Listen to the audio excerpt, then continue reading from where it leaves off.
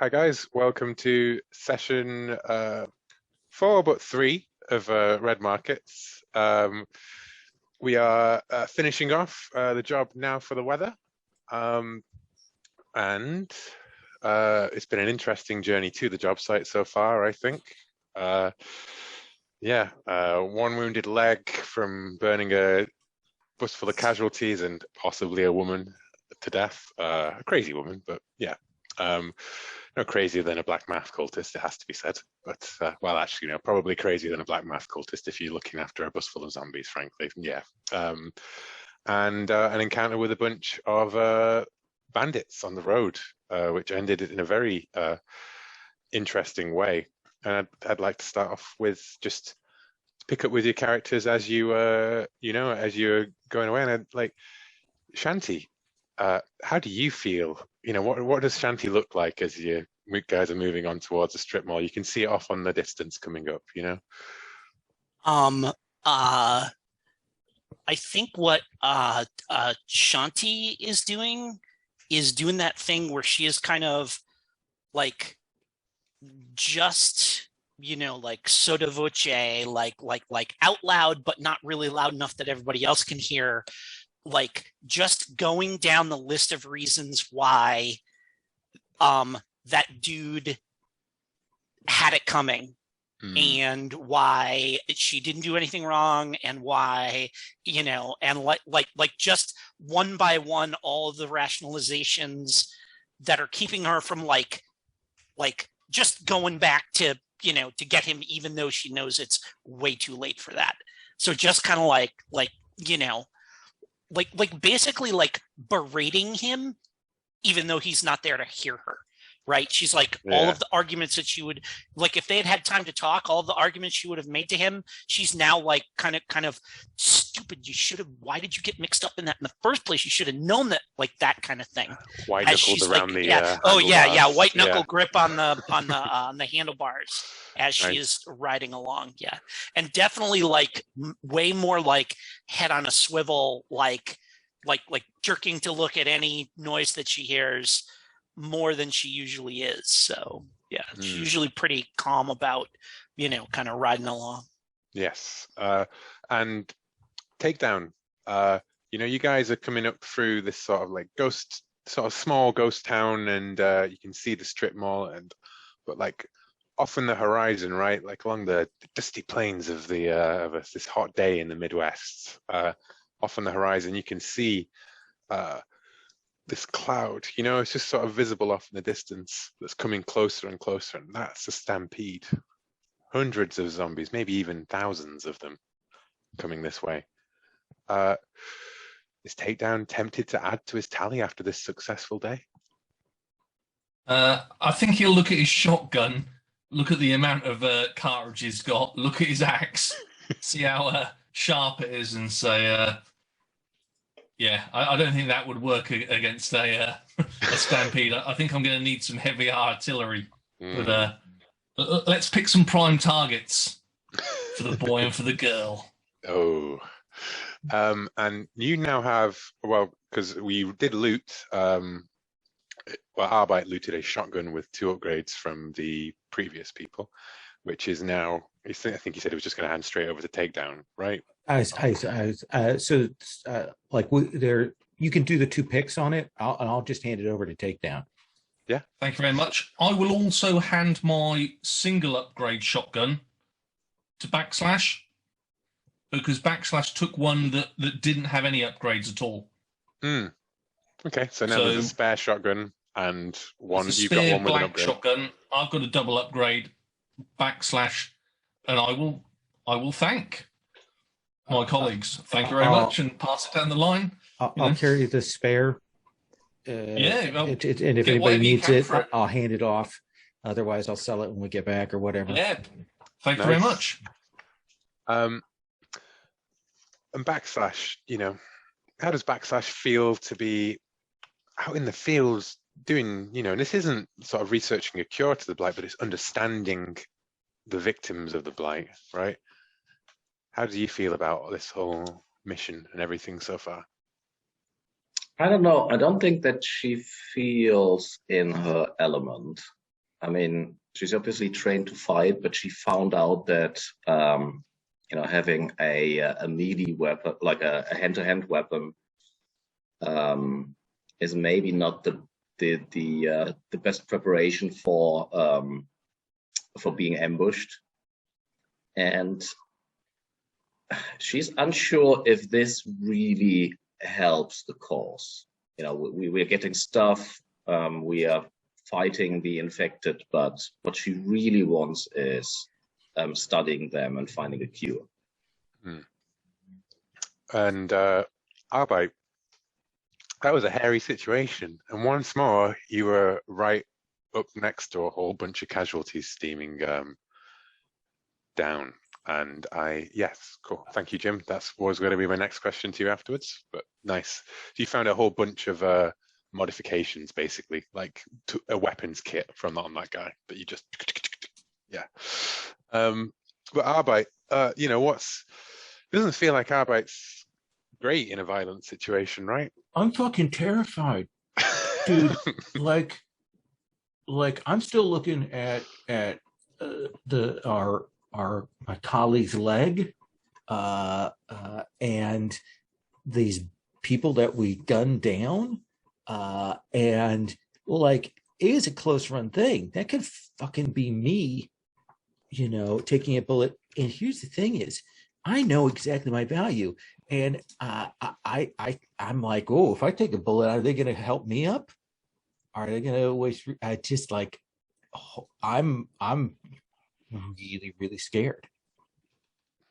Nice. So I play nice with the shaken shotgun and everything. I'm trying to make it like, oh yeah, here's the person you don't want to let die because he's okay. Yes, they don't need to. They might leave you behind, right? Cool.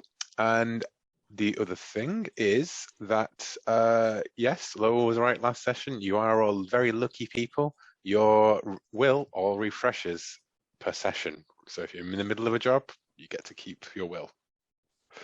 So I think Takedown had just a 1 will. So it refreshes back up to 1. Everybody gets to refresh back up to where they are.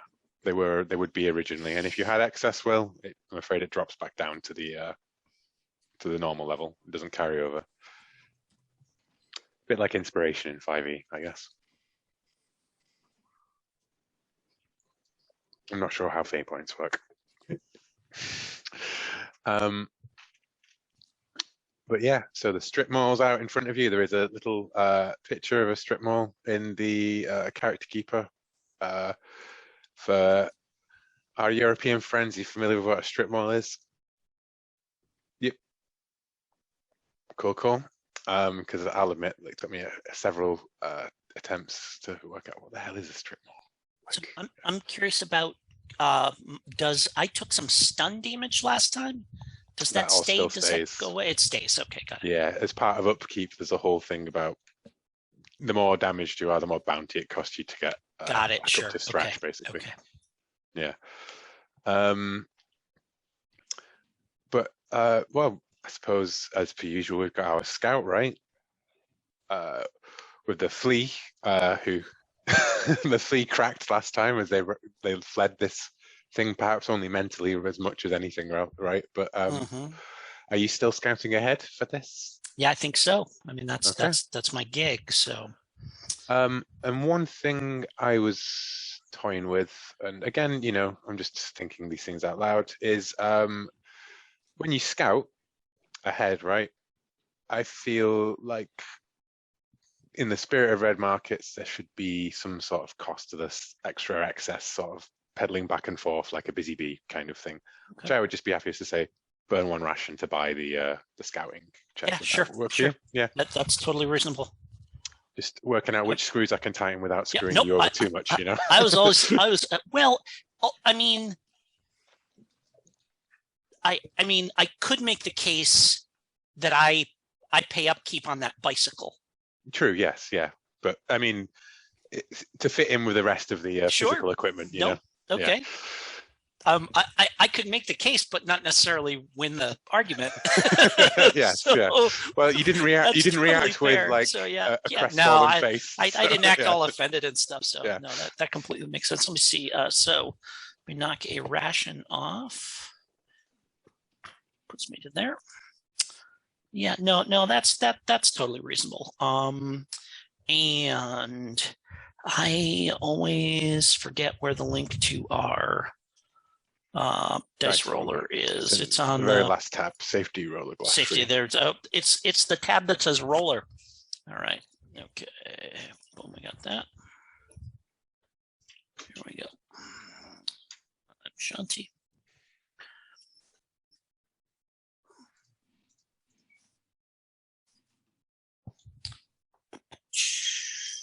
All right. And so this is my awareness with your binoculars, which gives you a +2 on top of your awareness skill.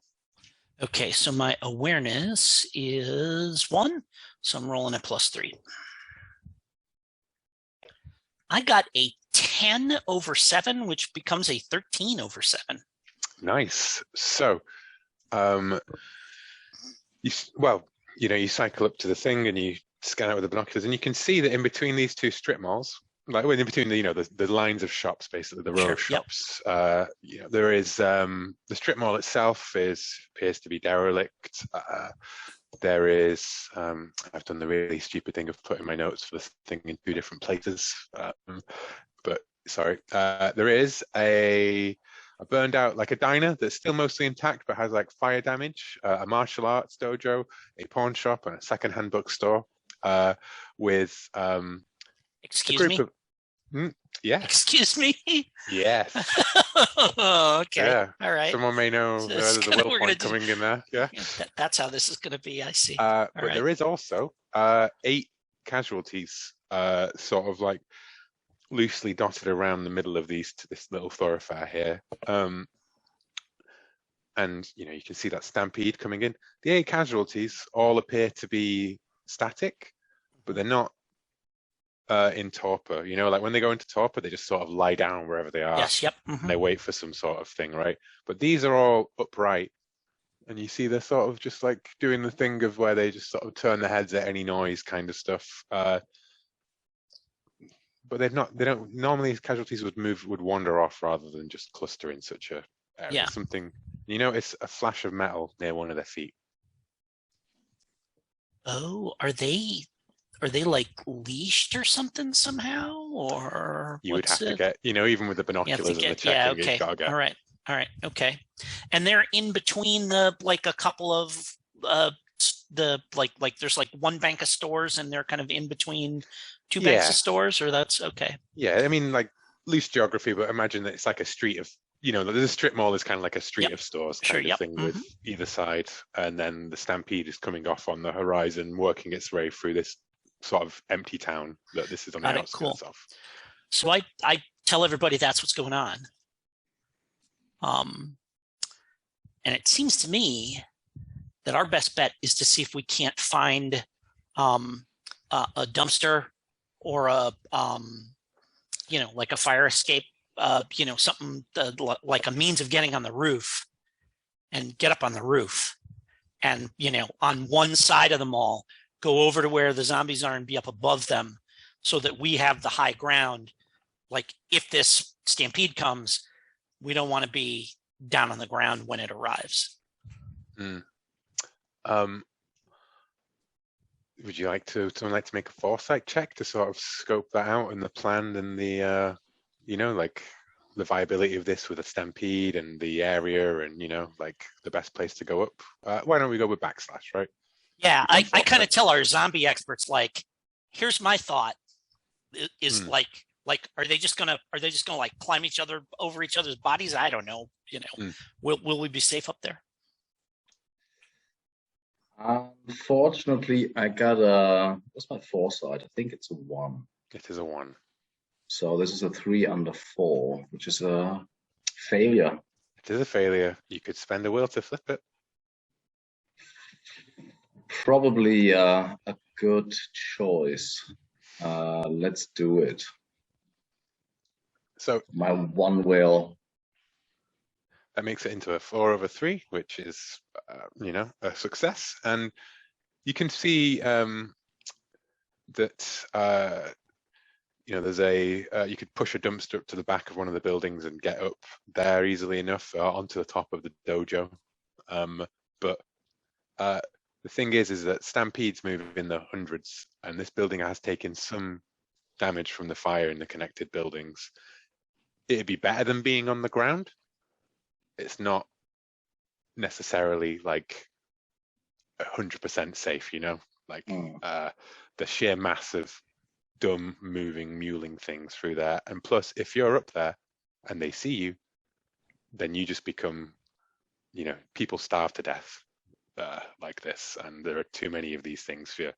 It would take a lot of serious help to get you out of here. So maybe if we find a building that is at least the least destroyed or the most robust, is there one that stands out, or is it just more or less all the same? The bookstore. You wouldn't, the same concerns might appear, but it would be the best choice out of all of them would be the bookstore. And again, you can just move across from the dojo to the bookstore. Again, with that foresight check as well, I'll just spell it out explicitly. The best thing to be would be not be here when the stampede happens. Yeah. My question is, why do they stand around? I think we should check them out. Or do you think it's like a trap or something? Well, you definitely need to tag them, which will involve getting close enough to see perhaps whatever's going on. So we presume that you guys do move down into the area, right? Like you go around the back of the buildings and you climb up on the dumpster and you get up on top of the dojo and you move. The dojo's got a better view than the bookstore does, but you could just move across there if you wanted to. And yeah, you can see that they appear to be stood in bear traps. That's got to hurt. And they all move their heads up as you're leaning over. The loud clang of the dumpster against the wall behind it, having drawn their attention towards this direction, and then they're all just staring at the door. They're not bright enough to look up as long as you're quiet. Before we go up, I will say to Shanti, Shanti, you have to get up there and take those shots, right? You got to get those darts in. While you're doing that, do you want me to go in the bookstore and grab some books? Yes. Okay. Give me a bag and you like just sci-fi stuff? I say sci-fi stuff. Any cookbooks with colorful pictures and tech stuff. Okay. I'll go take care of that while you guys are doing this. And I just kind of push my bike at you and say, load the saddlebags up. Well, I'll grab the bags. Okay. Yeah. Oh, the bags don't detach from the bike. Well, I'll just stuff the stuff in my backpack, and then you can put them in. All right, I can't bring the bike on the roof with me. I can't ride a bike. You don't have to ride it. You can just push it.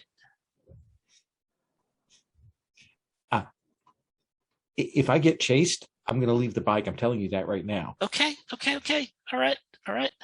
That's my terror, is that something fucking happens and I leave your bike. Okay. Self-control check, Albert. Well, I'll tell you what. Are you pushing this, guys? I say, otherwise that bike is just going to be sat at the bottom of propped up against the dumpster, not in anyone's particular care. Yeah, I think I'm gonna be like Arbite, just push it by the handlebars. That's all you have to do. I know you're too terrified of me to leave it behind. Okay, I'll take the bike.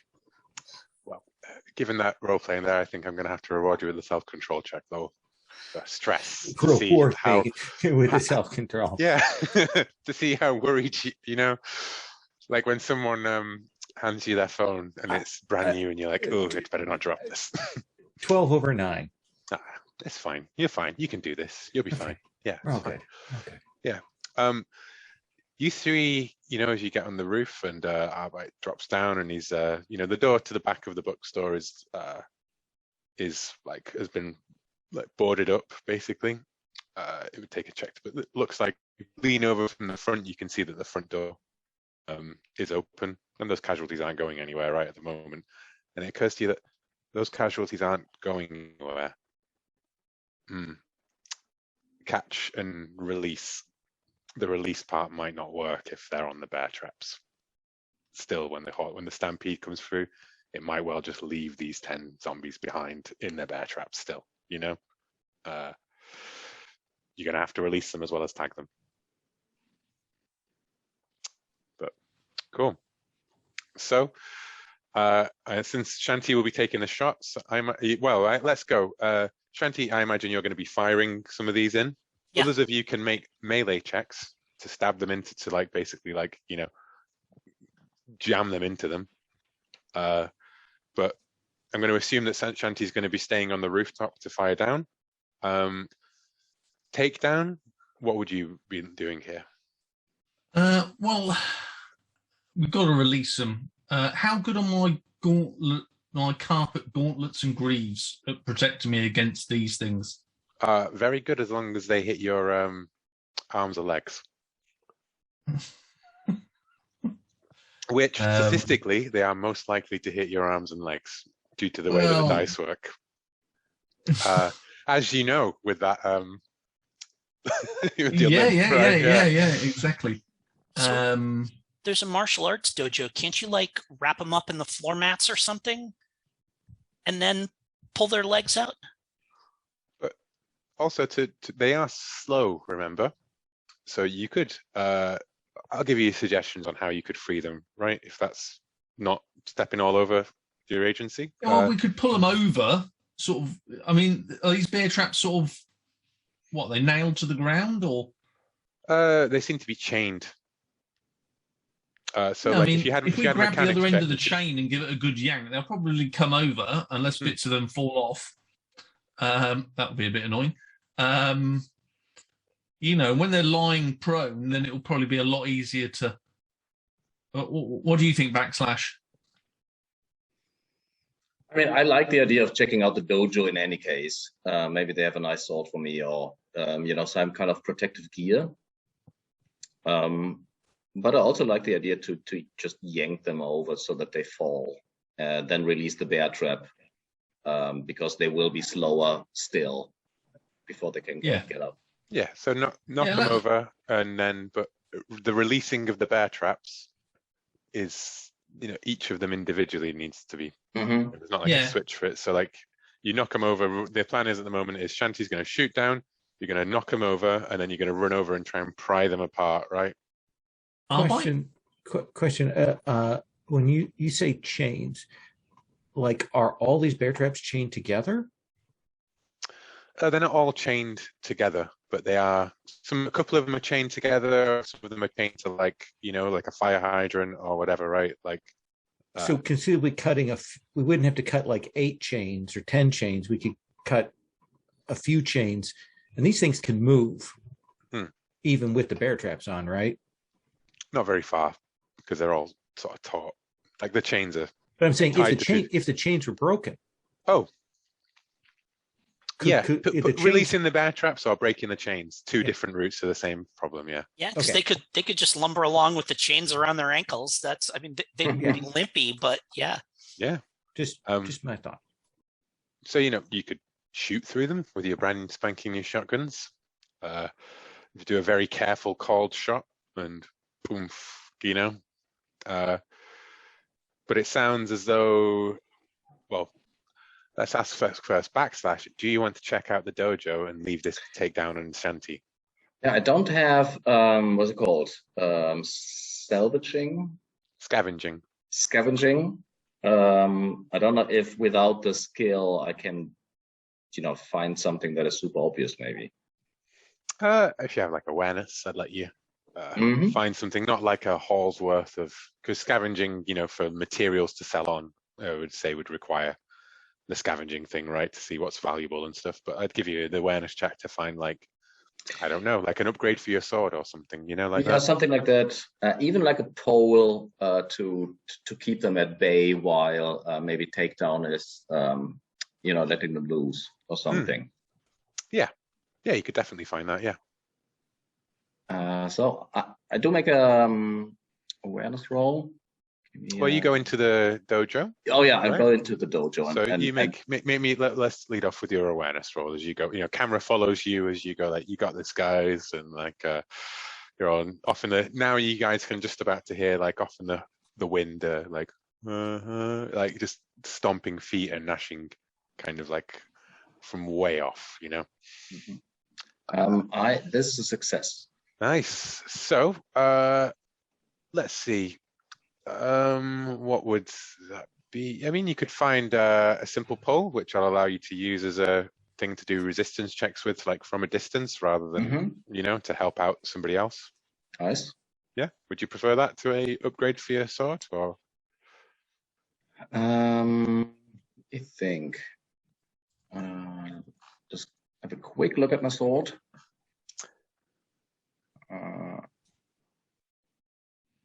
I mean, one thing that would spring to mind would be like a whetstone, like in the oils and things that was there in the dojo to keep the sensei's sword sharp. Although sensei's sword is broken, and there's just a stain of blood underneath it. I do like that. Let's have a whetstone. Okay. So an upgrade for the sword. Yeah, which I'd probably put on the executioner's edge. It seems more like, to be the thing. So now your weapon always provides a +1 to melee checks when used. Nice. So on top of your skill. Check this. Okay. Shanti, are you going to go about starting to tag them? If you'd like to, we've got. I can keep track of them, but we've got these 10 RFID tagged darts, whatever, right? And you can fire it using your slingshot from up there. Would you like to make a shoot check? And I will just burn one off every time you. You know what? If they're going down there, I'll go down there with them. I'll climb down off the roof, and because then I can just stand, literally just outside of, as far as they can reach, and just plunk them right there to make it, to hopefully. I don't know whether range has anything to do with it, but so my shoot checks. I've got shoot of 2. Okay. First one is 6 under 9. There's a miss. Plink. You're about to aim, and then like somebody moves. One of the other two moves. Lurches or whatever. Yeah. I mean, and it's probably gotta get in skin and not whatever clothes it's wearing and all that kind of stuff and everything. It's not like shooting an animal where you can hit it kind of anywhere. I really like that, because what that means is there's now an RFID tag just on the ground next to it. So if you run all out, you know where there is one. Yeah. Damn it. Just hold them still, I say, and take another shot here. Okay. So on to 8 of these now. And that's a 4 under 9. You describe how you miss again. I mean, I think it's the same thing. Like it, whatever. It lurches and it just goes. Because like I'm all thinking that because they're in these bear traps, but with us down there now, they're kind of like looking around between us, and they're actually a lot more, active than they were before. And I'm like, sit still, damn it. You can go to someone else. I don't feel like no. I was gonna do 2 for you, because it's workmanlike, and then off to somebody else, basically.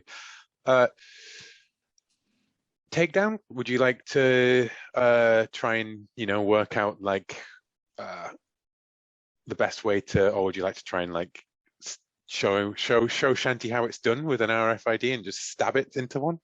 It will involve making a check and then making dodge back move as well. No, I understand the benefit of range.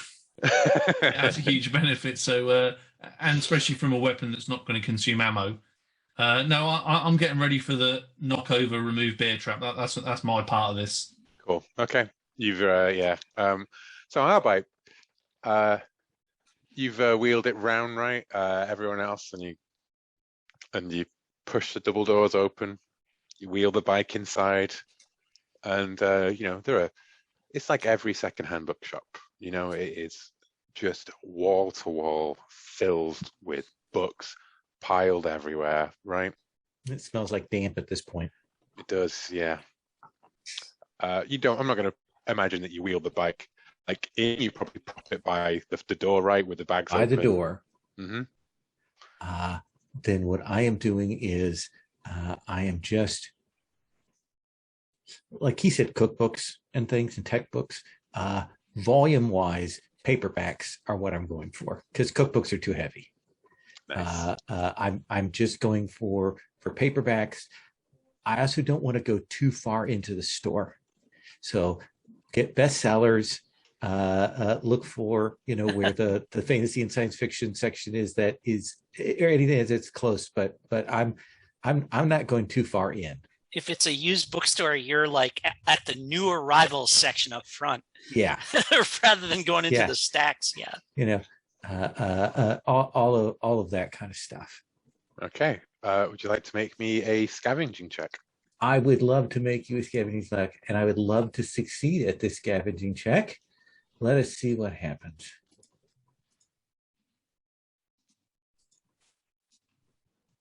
That's 6/3. Nice. So you find 5 halls worth of books here.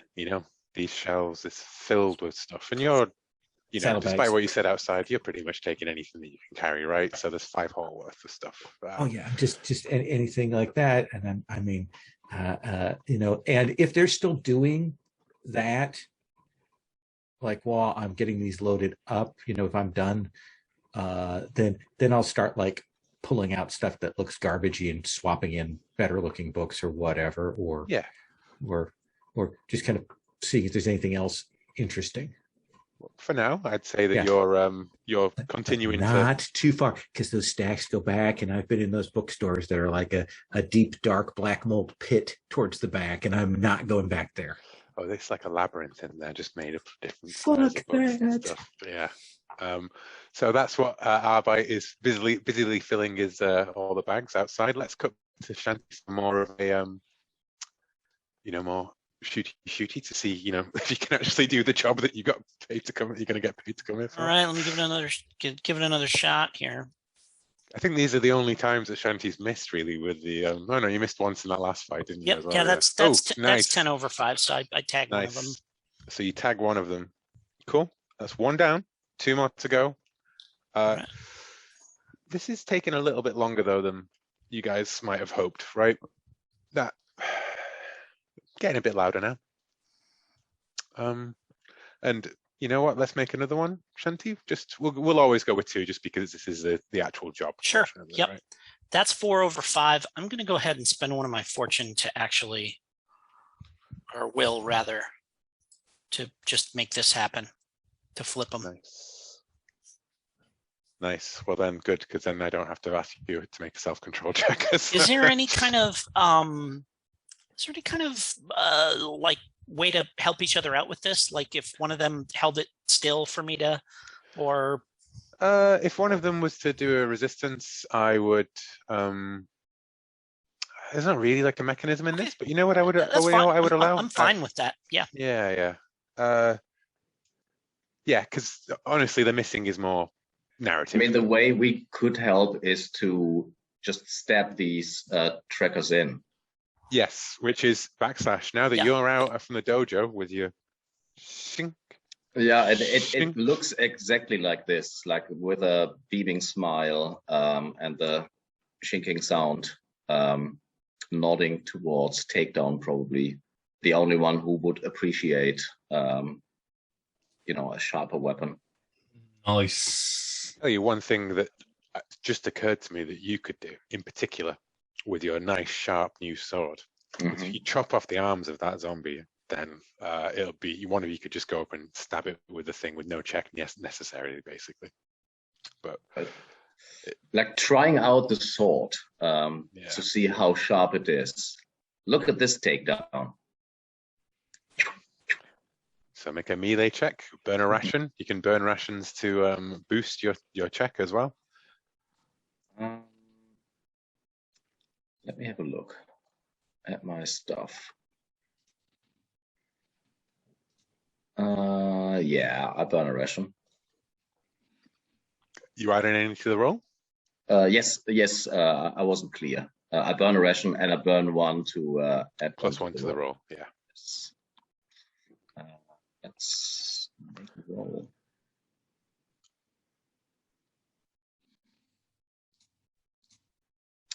That is a success. It is a success. That's it. 11/7, I think, at that point. Yes. So chop, which leaves it perfectly open for Takedown to grab. You know what? Let's say it's the one that you missed the first time, right, with the RFID tag on the floor, right? And you can just tunk it in. Yeah.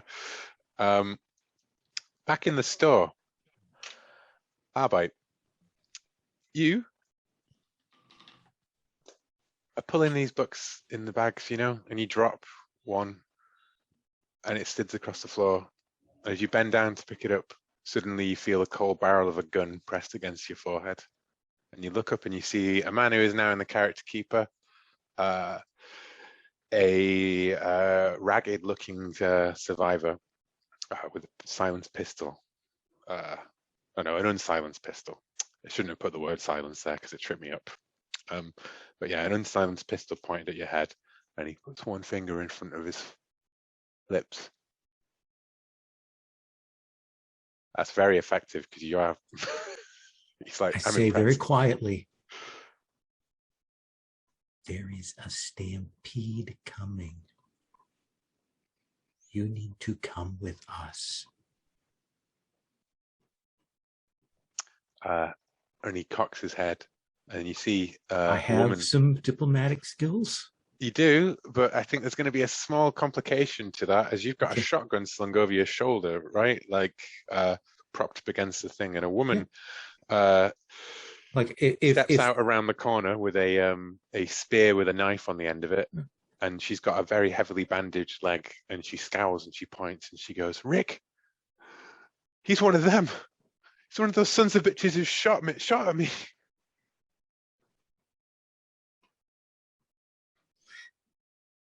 Now, mind you, this shotgun is the one that Takedown had, so she doesn't recognize that. She just recognizes a shotgun. That's what I'm reading here. Yeah. They're paranoid. They're holed up in this little strip mall.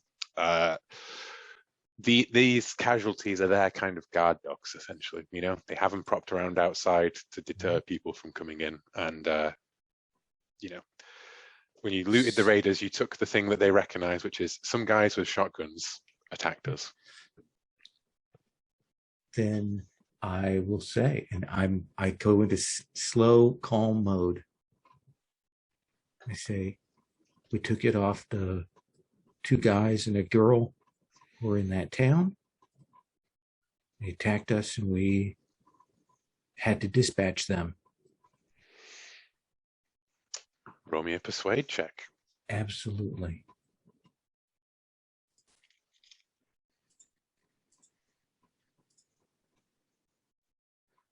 That's an 8/3. Rick, you know, looks over at her and goes, Loretta, lots of people have shotguns. This is just some. We need to get you 2 out of here because that swarm is going to be here soon. And whatever guard things you set up outside are bad. Look, you can come back with us to our encampment. We can get your wife on the bike and we can help get her along so she doesn't have to walk on that leg. And Loretta is not believing you, but Ricky seems to be coming around. But let's cut back out to the guys outside, right? So you know what? Takedown, do you have foresight or awareness?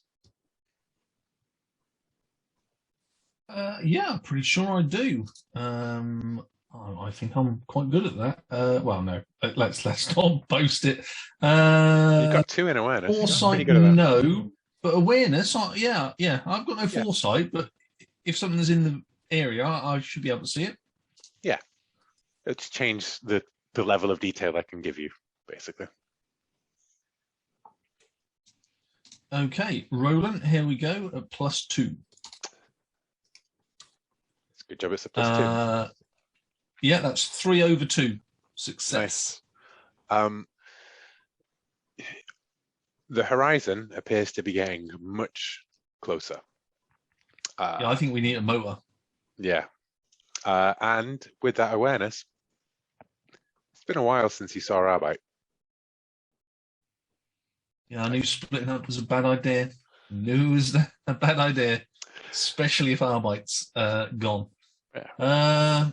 But I will, that's something. Let's see Shanti's continue with the workman-like part of this job, I think. Yeah, I will relay that. Yeah, of course, yeah. Sure. All right.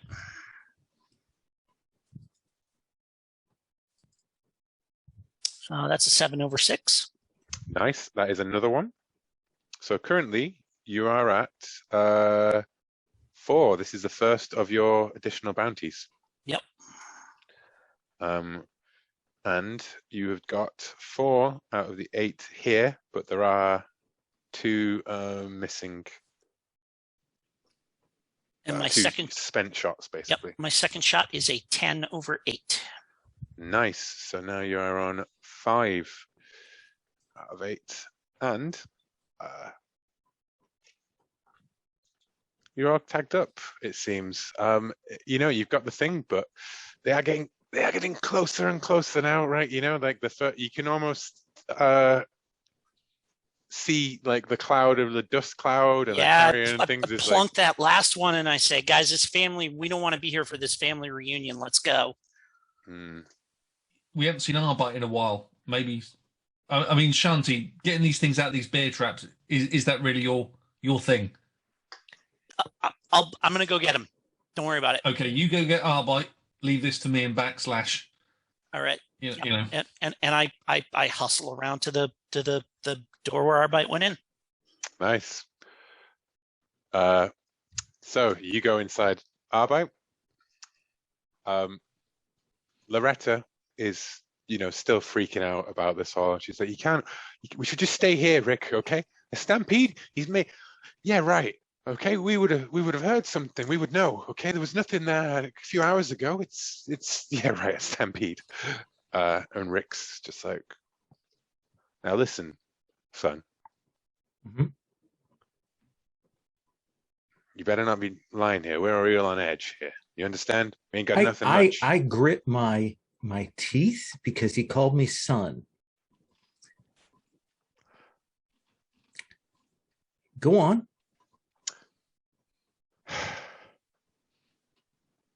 You say there's a stampede coming? How far? How long we got?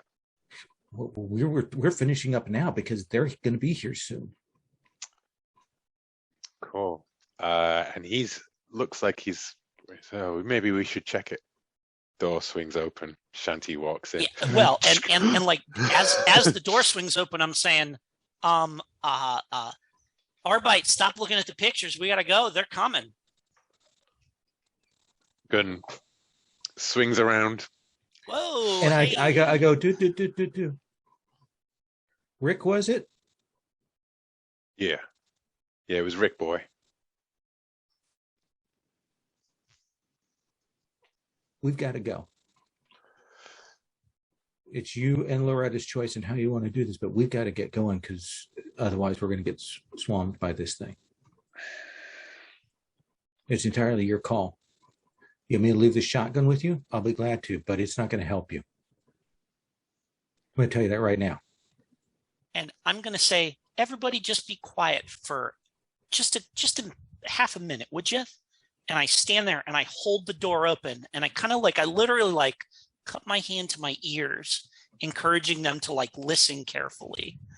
Well, they are going to take that shotgun because they are desperate. Loretta Okay. will take that. She'll Yeah, pick that yeah. shotgun up, but you Yeah. can make your persuade check now if you'd I'll like hand, to. I'll hand her the shotgun butt end first, Mm-hmm. so that it's facing at me. Okay. This would be a terrible time to roll double odds, wouldn't it? Oh, it would.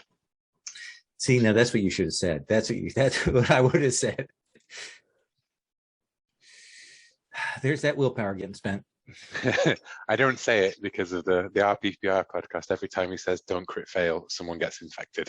So Yeah. I'm trying to resist jinxing you guys. So I'll flip that. I'll spend one of my willpower to a 12/5. Nice. And Loretta like scowls, shotgun, and then like, oh shit. And I go, Marines, we are leaving. Nice. No will points for aliens quotes. Oh, come on. Back outside, takedown, /. You've tagged enough of these zombies. It's just releasing these 5. Okay. I'm going to say the stampede is getting very close at this point, right? But you can release 3 of them. You've worked out that if you only need to break 1 chain to release 3 of them, I'm going to say it's going to take 2 successful checks to basically free all of these zombies and get away. Depending on how you do it, it might also require like an athletics check afterwards to dodge away from them before they can grab you, you know? So I'm going to imagine takedown is going to do the pull on the chains to knock them all over, right? Yeah, you can roll that into whatever it is that you do, you know, to actually release them. That's what's happening. They're on the ground. So they won't stagger after you particularly, but they will still be flailing around on the ground when you try and release them. And let's go with /. I mean, just to put it out there, I know it's not like authentic and realistic, but I totally would let you slice through a chain with your new sharp sword, like entirely. I've got an axe that probably would do it better. Yeah, I would also say maybe it's the other way around. Maybe / pulls them over and we see the axe in action. Okay, cool. Well, it's you know, well, let's roll this into the whole thing, right? You know, the axe is going at multiple points, and you just make a resistance check to knock them over. I guess / if you have resistance. You do have resistance, thank God. This is a success. And you have to spend a ration for it as well. Yes, I will. Yes. Cool. What does that look like? /. I mean, / is, I assume, like a rather tall woman. So it probably looks a bit awkward because she's in full armor. But I would also assume that having the Aikido or whatever martial arts background gives us some kind of understanding of, you know, balance and breaking the balance. So I think it's within the constraints that the armor gives her, probably relatively graceful. Nice. So, yeah, I'm imagining /. as kind of like an MMA fighter rather than like a big bruiser kind of thing, you know, like wiry and sort of, yeah, in your chainmail. And then takedown. The axe. Yeah, big sort of behind the head, sort of lumberjack swing, and let's see if we can go Remember, through you this can axe. Spend rations to increase your roll, or spend 1 just to roll in the first place. Yeah, let's spend 1 ration. Why not? So I'm at +4 basically. Good place to be. Oh no, that's still. I'll flip that. Why not? Yeah. Nice. Cool. You break, you know, well, you know, describe to me as you destroy these chains and these zombies that are all piled on the ground, right? Like you find the right point to. Yeah, I think we'll have that sort of slow motion, you know, sort of. I don't know who directed 300 and those other homoerotic films.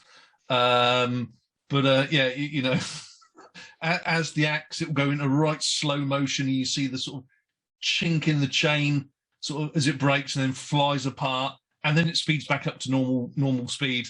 And we see these zombies sort of like shuffling, you know, and they're now sort of moving probably towards us, you know, slowly, because their legs are still in a bit, you know, one of their legs is still in a bear trap. So maybe they stumble over, you know, get themselves back up, and sort of, woo.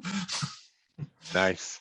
And that's as the first, the front, you know, part of the stampede starts to come through into the far end of the strip mall, furthest away from you guys, which is when now the books. Arbite was still loading them up in. Take what we've got. Let's go. Yeah, I don't give a shit. Here we go. Out of the 5 haul, I'm going to round up and say that there's 3 currently loaded between the saddlebags, Arbite, and there's 2 more hauls worth of books left there. Shanti, do you leave them behind? Oh, I'm going to grab up one, and I mean, I can carry 1 haul worth, so I'm throwing those into my pack, and you know. Okay, so you've got 1 haul. Yeah, getting on the bike. Arbite's got 1 of the haul, and the bike's got another haul, so that's 3 haul in between it, and you leave behind these 2 of the haul. Cool. I just wanted to see if you wanted to stick around for that will point, and you know, tarry to fill your. Well, except I think that's my strength is 1. And you have and I've got the saddlebag, so I can't carry anything. Physically on top of can't carry it. Yes, yeah, literally physically can't. Yeah. Yes. Okay. So no, you literally physically can't. That's a good argument for not doing something, as I literally physically can't. Right. Cool. So you get out there, and they're coming in. Rick and Loretta. Like, I mean, unless they had like a book cart on wheels that I could load up. Hey, you know what? I would allow and you like push to, or pull, you know, like bike in one hand, wheeled book cart in the other, running along. Yeah, I would allow you to basically carry it like you said. You do that, right? And it's not going to last to the while, but it'll last you long enough to maybe get clear, and then pass on a haul to one of your other companions. Oh, right? heck yeah, sure, yeah, that'll do. I motion to Rick. We get Loretta on the bike, and we both grab the handlebars and we start moving. Mm-hmm. And meanwhile, Shanti is like, "I'll be right with you guys. Yeah, Take care of my whatever." bike. Right? Like, yeah. Just go. And Rick and I are just going to run the fuck away. So, takedown / as you look up, and the first of the horde starts to come through. Arbite books it out with these 2 complete strangers who are pushing a wounded woman on a bike, running away from this horde that's coming in. I think I need all 3 of you who are outside to make a self-control check as you see the sheer size of these numbers, right? Like, yeah, Takedown, you were right. You don't have enough bullets. I'm good. Okay. It's still a 1 to because no one wants to get this close to a horde, you know? No. And that is a 1 to, I think, trauma. Yeah, trauma.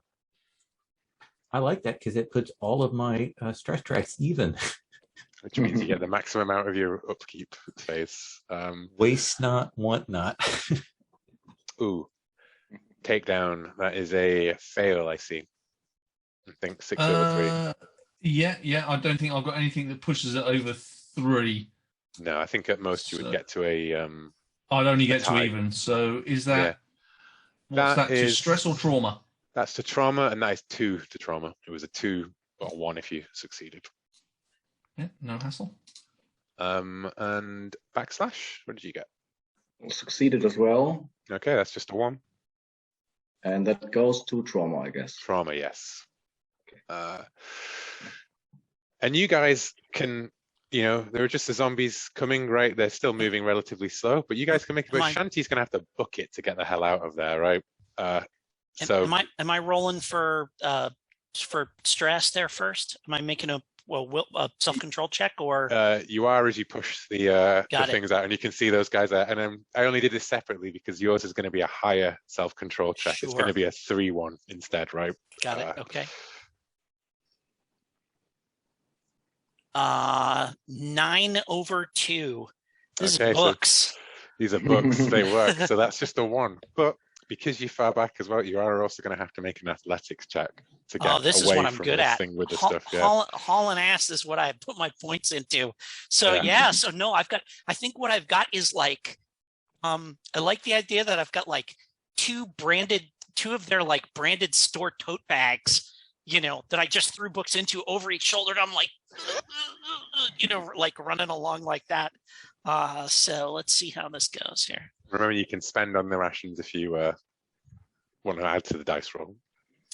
Do I do that before or? Yes. So you spend 1 ration to make the roll, and then you can spend additional ones to gain more pluses to the black. So I got to spend. I assume I didn't have to spend 1 I'm spending 1 to make the roll, the athletics check to run. And I'm going to spend 1 more to give myself 1 more. Well, no, I've got a willpower left, so I'm going to trust in my +3 athletics to help me through this. Okay. And if I don't, I can tweak it. Oh, that's 5/8. So I will spend my last willpower to flip that to 8/5. Good, because otherwise I would have had 4 zombies. It would have been bad news. Catch it with you and yeah. I gotcha. That being bad news. Yeah. Yeah. Cool. So you know what? Yeah, toe bags forward, Arbite legging it in front. Rick and Loretta like shit. Backslash and takedown, consummate professionals. So you have the 5 haul total. I won't bother like appending that to everybody else, right? So you've got 5 haul total of books, which we establish have a price of 3 each. So that would be, I'll just writing these down mentally, and we'll go to when we get to the upkeep stage. But you guys make it out, right? And Loretta and Frank are like, so you'll vouch for us when we get to your enclave, huh, son? Not until we take a look at that leg. I mean, how old is Loretta? Loretta is this woman. So, what however the fuck old happened to you, Granny? She's a librarian, I think. Granny, I'm younger than you piece of shit. How old are you? So we're getting distracted. We're getting distracted here. We need to look at your leg. Yeah. What the fuck happened to that? There was some. And she looks at it, and Rick goes, "You sure this ain't? You sure, huh? I mean, you did say you didn't get a good look at them." And she goes, "I think I would have remembered one with a sword. No, these aren't the guys. Some fucking pricks shot me while I was scavenging in a nearby town and barely got away." We have a medic. We'll have them take a look at you, and I do that meaningful look at backslash and check you out. Loretta rolls her eyes and goes, "It's not a fucking bite, dipships. You take the shot or you take a shot, right?" And I do turn back to Rick, and I say, "Rick, we will absolutely vouch for you, unless you call me son or boy again on the way back."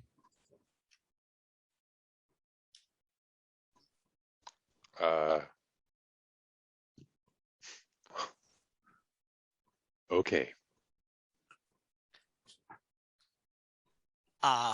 Rick, this Arbite, Rick.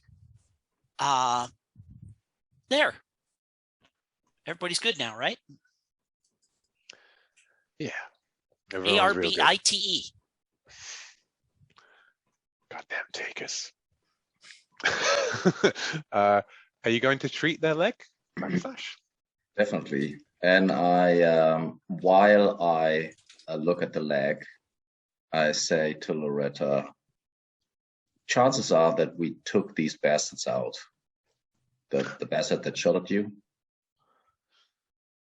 Well, then I owe you a beer. I mean, I'd owe you a beer, but all the beers back. She points over at and you see as you look back over the horizon, right, and the stampede's kind of been funneled off in a different direction to where you guys have made your stop, and you see one of the buildings in the strip mall just like as they just pile through the shop, like taking out rotten infrastructure and everything, right? Yeah, back there. And she winces as you pull the thing. Would you like to make your first aid check? And spend a charge from the first aid. You can spend extra charges to boost your first aid. I mean, let me have a quick look at my first. I'll just point out to you guys that when you get back home, you're going to get paid, and then we're going to go for upkeep, and all of your things will be refreshed if you make the thing. So I do spend an extra for +3 in total. Cool. Let's go. Oh my god, it's a 4 under 6 with everything added. So I don't know, how does a leg look like? I mean, after you've pulled the nice bandages off, not as good when you put it back, when you put yours back on. You pull out some of the shot and things like that, but it's not. She winces and she's like, I guess thanks, Doc. It's fine. It's fine. Pushes you away. Yeah. You know what? Because there should be a cost for failing on these things in red markets. Make me another self-control check here, because you are going to get the positive rep spot for saving these people, which is something that you can use in negotiations as words gone around. You're going to get the rep spot. What Maybe should we she call catches it? gangrene from him. Maybe his leg's going to fall off.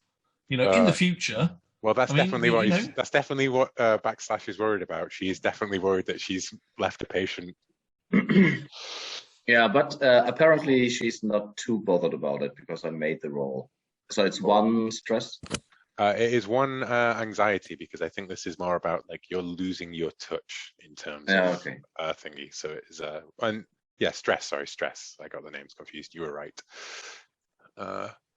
So 1 in stress. But you are going to get the reputation of what should we call it? Something about like helping people out on the road, helping the helpless. I mean, Samaritans, right? Yeah. Mm-hmm. Samaritans, especially given the the religious background of our our enclave and stuff. So yeah.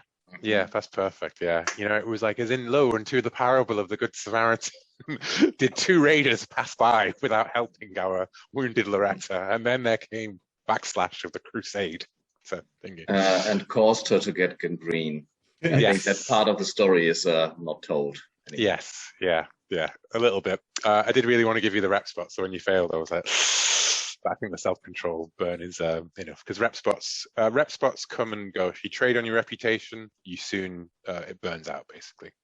The way I am going to be a bit mean, and when you get negative rep spots, they are going to stick around until you get a positive one that could counteract it, because bad words stick, lies stick more than the truth does, or people believe the bad things more than they believe the good things. But anyway, you succeed on the mission. Dr. Hamilton contacts Arbite on his laptop. She has left in her RV, and she pays out 51 bounty. You also collected 7 bounty from the raiders, and there was 5 hauls worth of books worth 3 each. So that's another 15. So that's 22. And the bounty for the job was 48. Sorry, actually, I'm looking at the wrong one. I always do this. The bounty for the job was 48, but you also get an extra 2 for the 2 extra casualties that you tag. So it's now up to 50.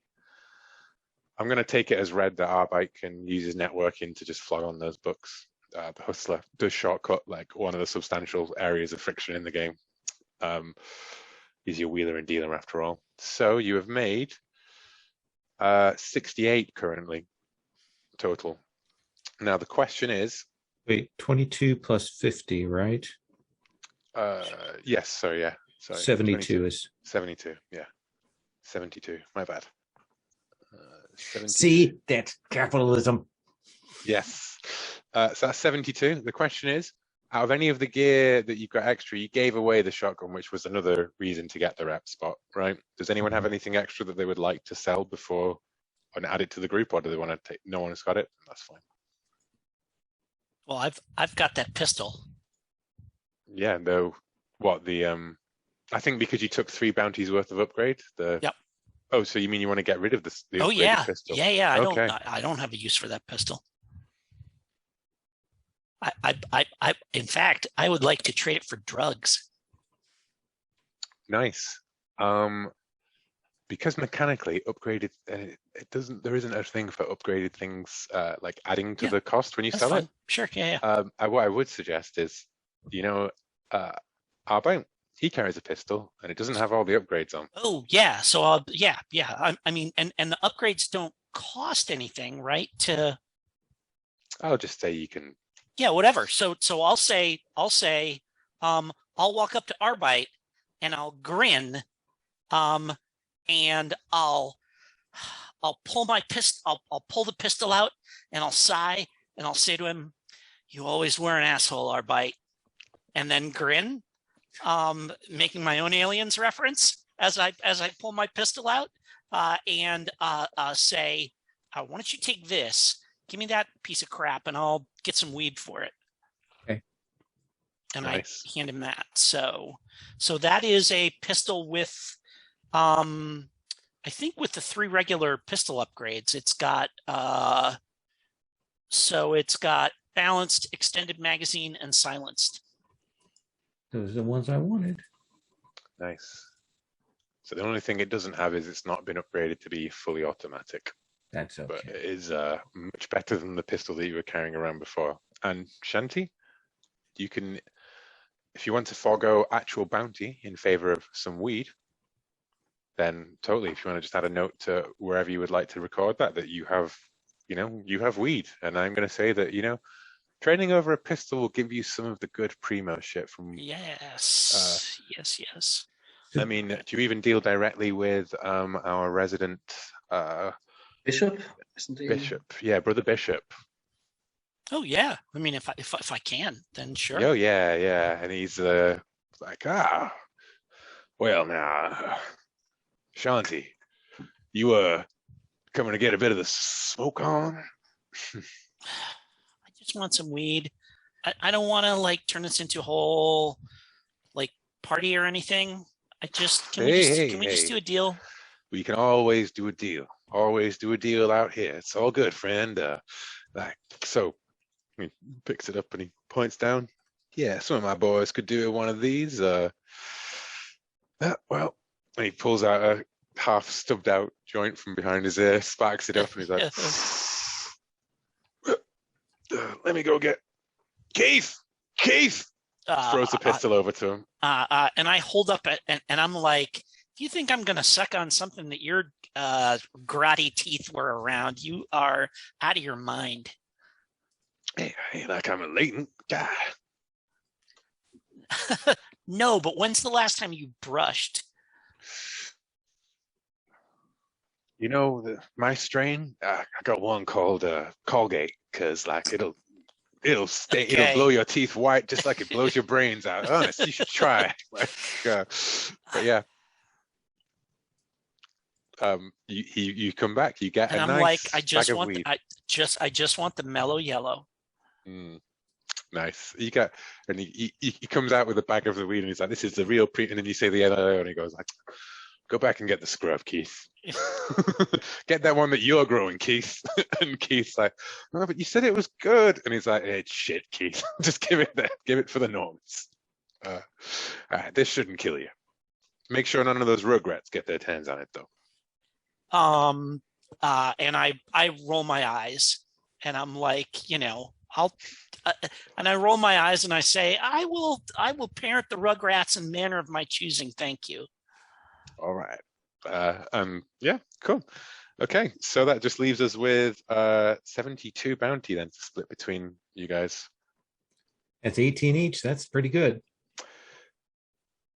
And Arbite, do you believe that your debts owed to the group, or do you think that they are owed to you personally? What do you mean? What The debt? 6 extra debt that you owe to Sister Mary for keeping it quiet.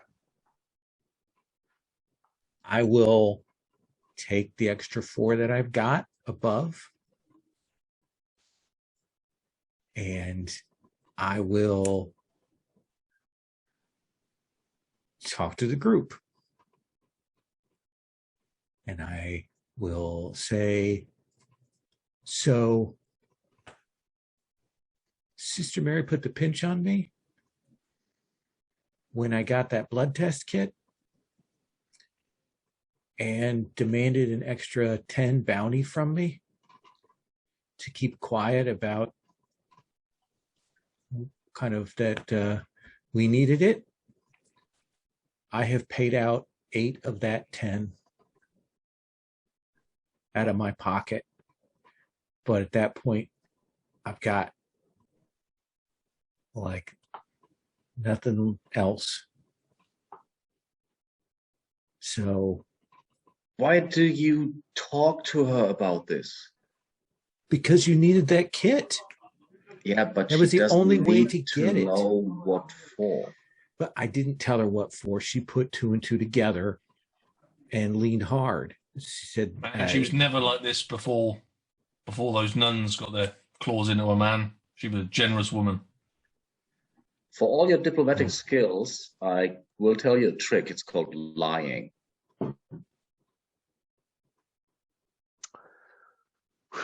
I say, with all due respect, motherfucker, A, I tried my damnedest, and B, I went to get that kit for you. I tell you what, try harder. Tell you what, and I'll hand over 2. I'll say, put that towards it. Thank you. You said it was 8. 1 of 4. There you go. There's my cut. Okay.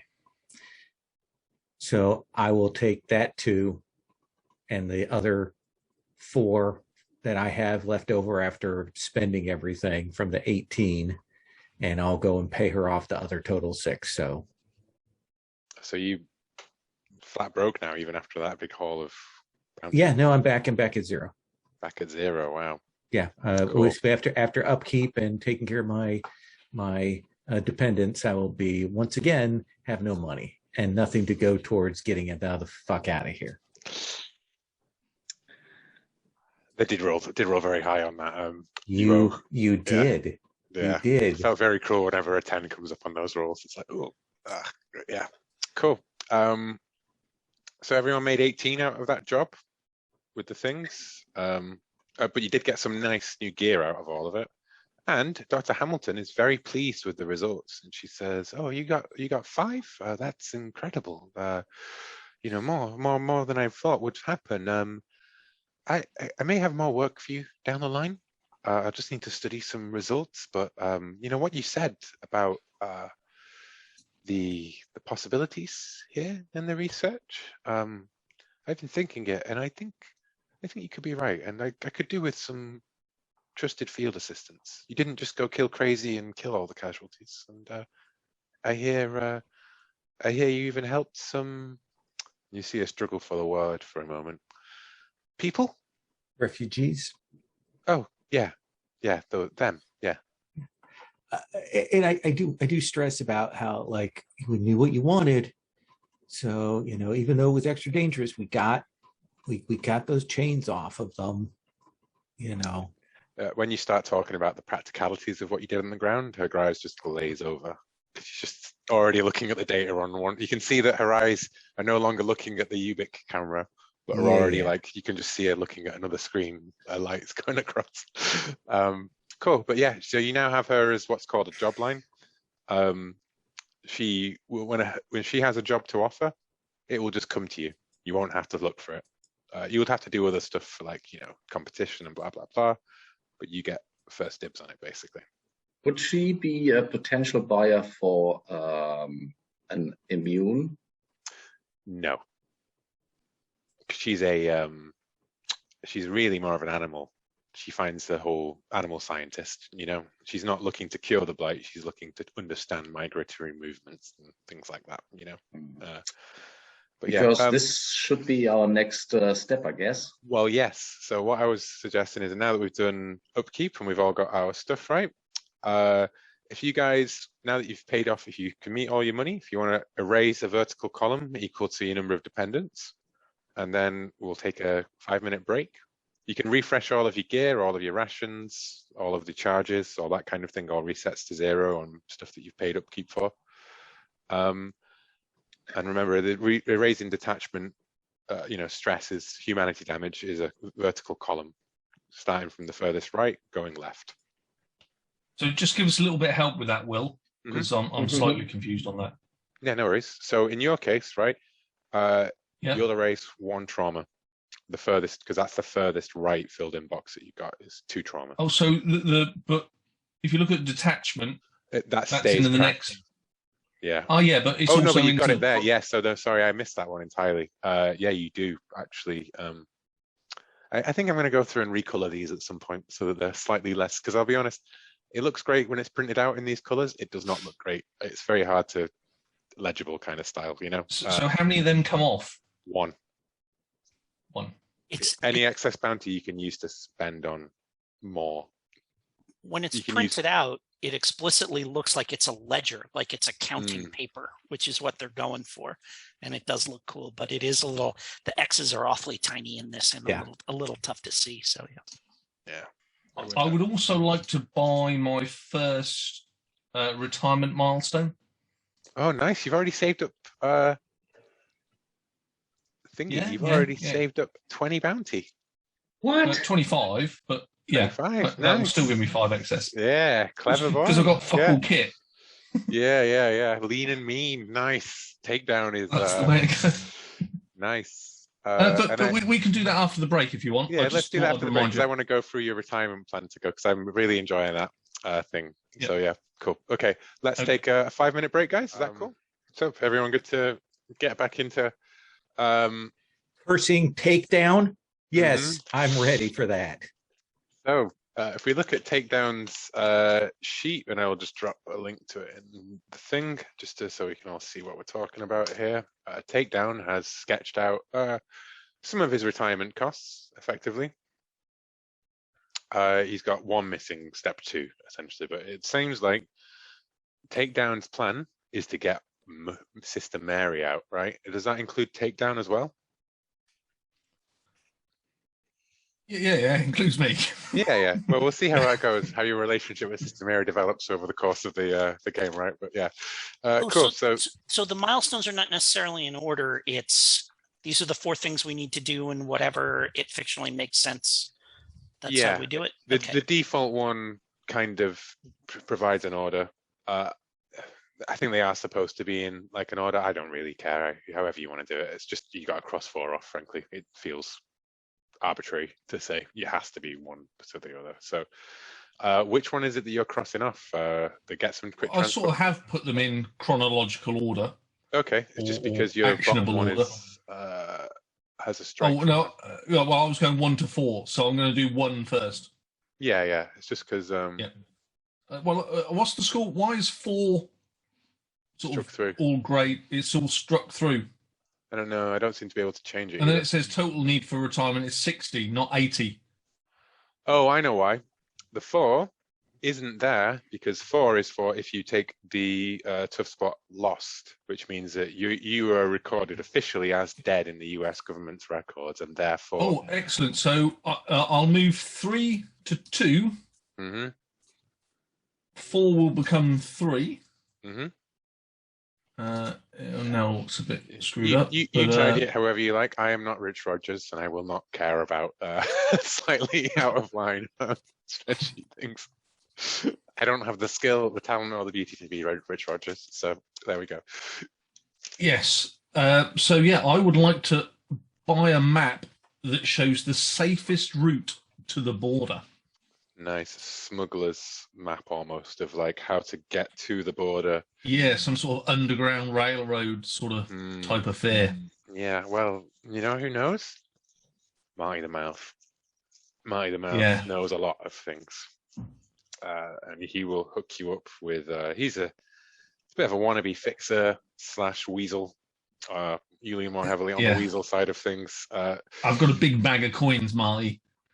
A big bag of coins. So yeah, you deal with a lot of these traveling sort of types, caravans that come and go. They must have told you some secrets, Marty. Yeah, I can hook you up. Takedown, no problem, no problem. You know, DHQS will kill you if they catch you. Yeah. Oh, well, yeah. I know that's true, but all I'm asking for is a map.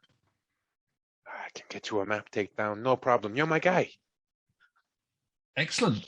Best If friends. It works out, Marty. Yeah. Nice. More business could be coming your way. Nice. For good coin. Cool. Because thank you very much for doing that, Paul. Because I didn't want to keep going back to the retirement as another moving part in all of this. But at some point, I was going to be like, what does it look like for you guys? And I'm very happy that you've done it. And if I was not playing red markets and therefore being cruel, this is the sort of thing that I'd be like, take a bounty for doing that kind of thing, you know. But no sweets at this table, sadly. So has anyone else had any ideas about the retirement? I can see that Arbeit's going for the standard one, I think. Yeah. I'm not even thinking about retirement. There's no way that's going to happen. We'll see if I ever keep any money after a job. Then maybe I will start thinking about what retirement might look like. Well, we did say at the start that you had all agreed that retirement would only take place if you could all retire together. I am well aware of that. Someone's going to have to put a cap in me. And Jim, do you have one in mind yet? Or? Yeah, so what I have is bribe a government official to alter my records. Basically to change my travel records to make it look like I was in school when this happened and not on vacation. Because I'm not like I think I'm probably in limbo because like I didn't live out here. I was just on vacation, right? So I may even be like officially like a missing person or whatever. Your parents have definitely reported you as missing. And there are lots of missing people, even in the recession, right? Yeah, like, sure. Refugee camps and everything. So. But basically, like we got to pay somebody, or even if it's go through the bureaucratic process, hire a lawyer and stuff like this. Actually, I kind of like that even better. That it's not like we got to bribe somebody, but it's like we got to pay a lawyer, go through the rigmarole, go through all the process and the red tape to like have them say. Number one, hire an activist lawyer. Yes, yeah, there we go. I like that. That's great. Yeah. Hire an activist lawyer.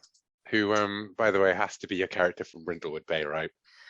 Oh yeah, absolutely. Yeah. I think that's. No, Rosie. It was your character was the vet, wasn't it? It was. My character was a vet. Yes. Yeah. No, it was Ferret's character. It's Ferret's character from Brindlewood Bay, the activist lawyer from that. That's right. That's right. Yeah. She would be totally awesome. Second is let me see. Find a.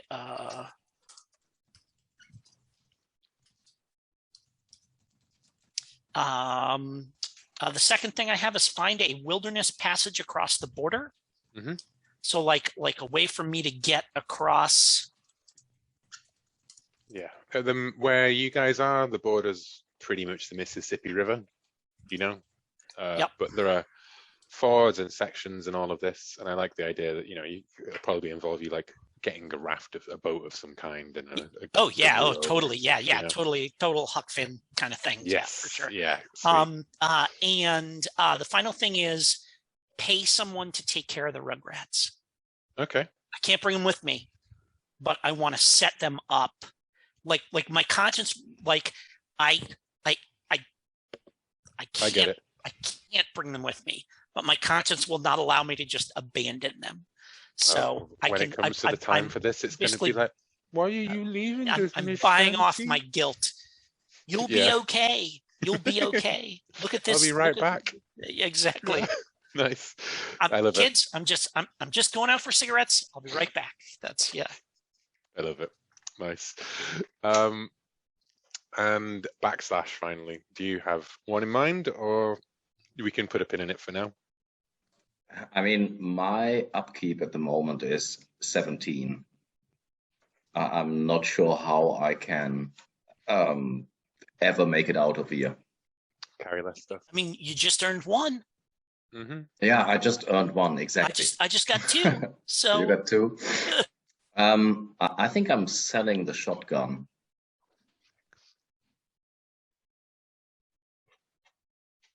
I mean, it calculates the stuff for me. Yeah. So which you is got good, 3, because otherwise 6, 8, 10.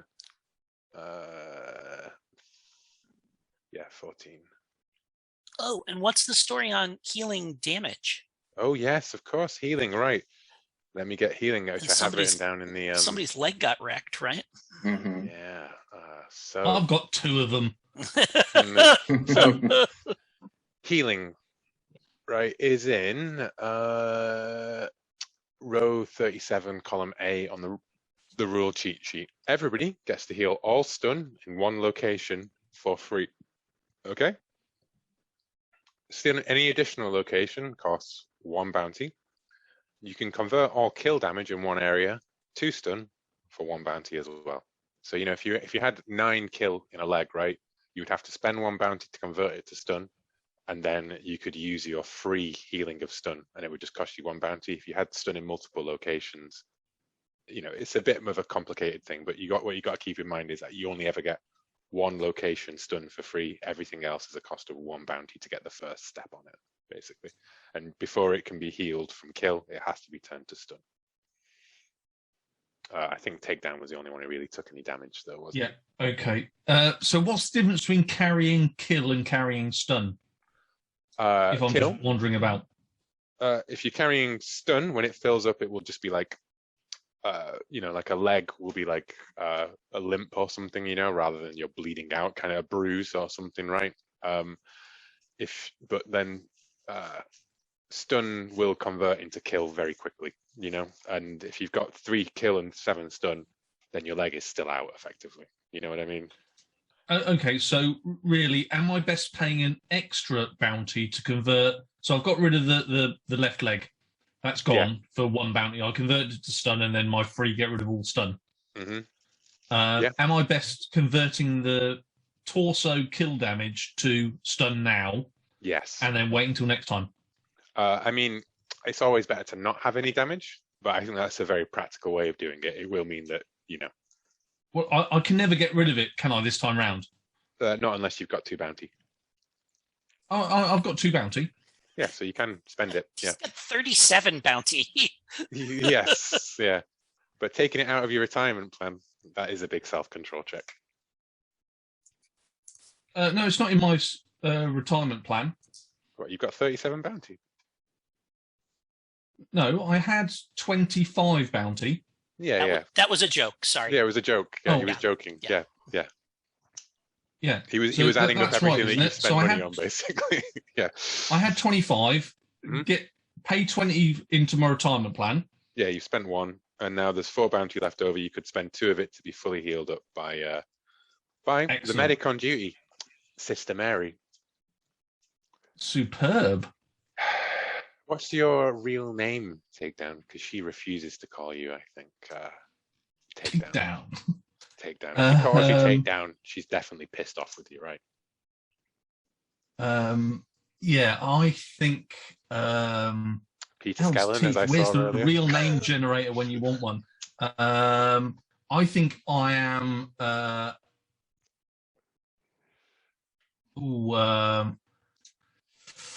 That's a really hard question. I cheat. I just use the names of people in podcasts, but if I can't think of anything. I'll tell you what, I'll just here we go. No, that's a woman's name. I was just looking for the previous email somebody had sent me. It was a woman.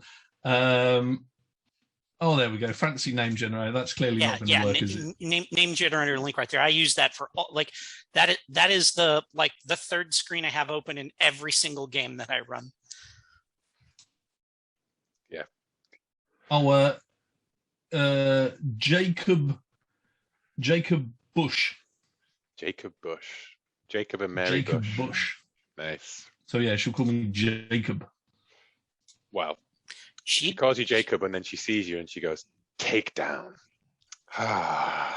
Come on, sit your ass down, put your leg up. Come on. What the hell was this now? Oh well, it was a bit of a long story. We were, out and about, and there were zombies everywhere, and yeah. Yeah, zombies with guns, huh? Well, hey, big story, as I said, big story. Yeah, and then some fucker came out in the middle of nowhere and popped a cap in my ass. Terrible, But Yeah. don't worry, we still got the zombies, which was the important thing. And we managed to save 2 people. Do you want to deceive her, or do you want to bring me? Because do you want to roll? Well, I think that's the truth. Mm-hmm. That She is looks the at you. truth. I'm not deceiving her. And she grabs your arm and sorry to again, I think I'm doing a terrible thing of like saying, but you know how you mark your lines, right?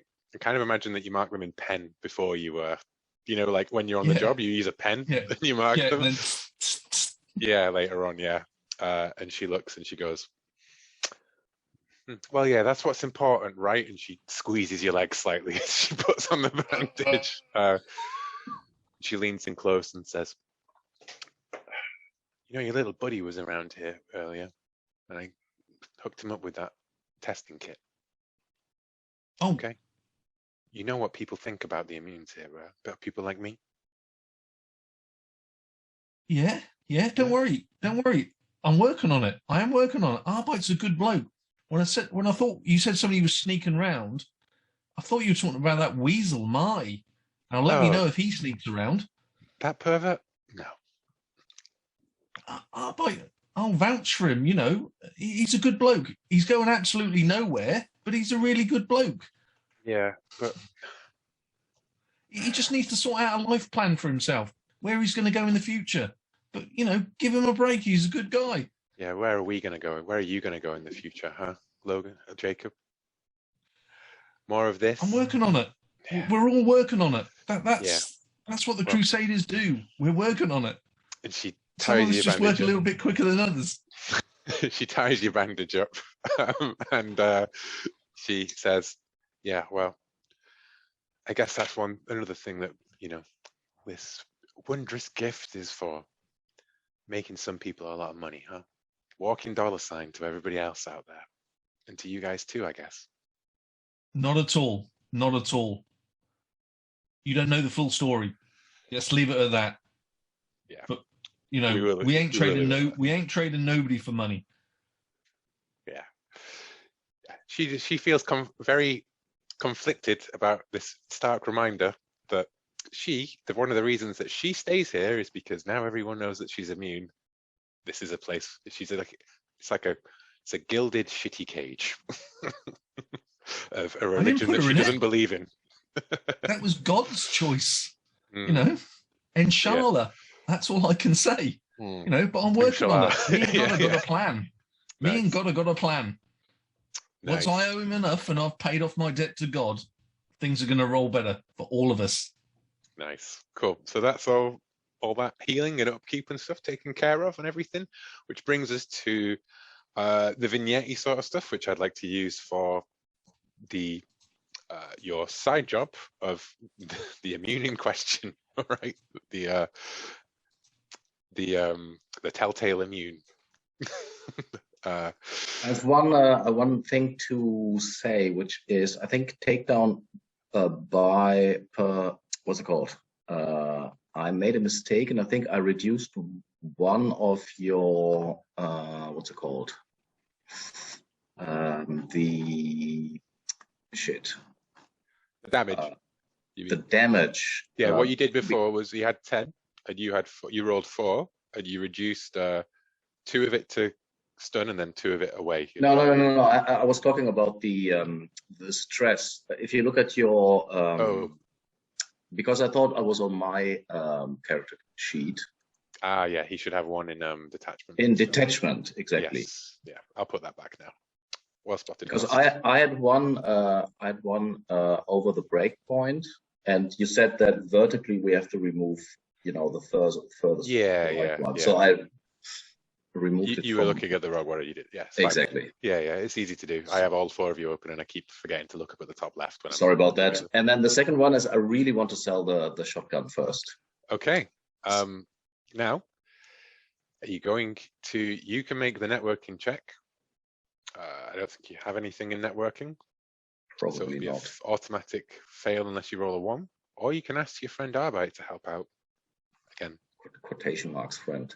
Yeah. And Arbeit might remember the conversation that you had last time about You this, should. right? Arbeit definitively remembers that conversation.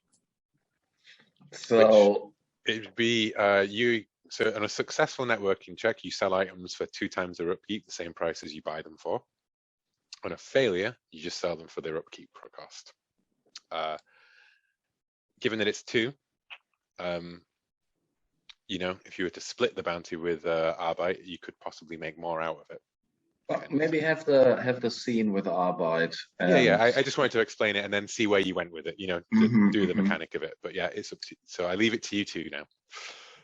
So we are in the cabin. Not sure how it looks like, but do we have bunk beds and somebody is or do we have like proper beds? Do we have like separations? You choose, host. Every time we do a scene in the cabin, I want someone to say a detail, a poster, or whatever there, right? So this is your chance to say what the beds are like. I like the idea of bunk beds. Nice. Not gonna lie. And so backslash is sitting. If you don't mind, Arbeit, he got the upper bunk bed. She got the upper bunk bed, dangling her legs, and looking down.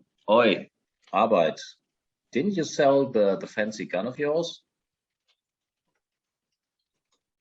No, I swapped it with Shanty. You know anyone? Who needs one?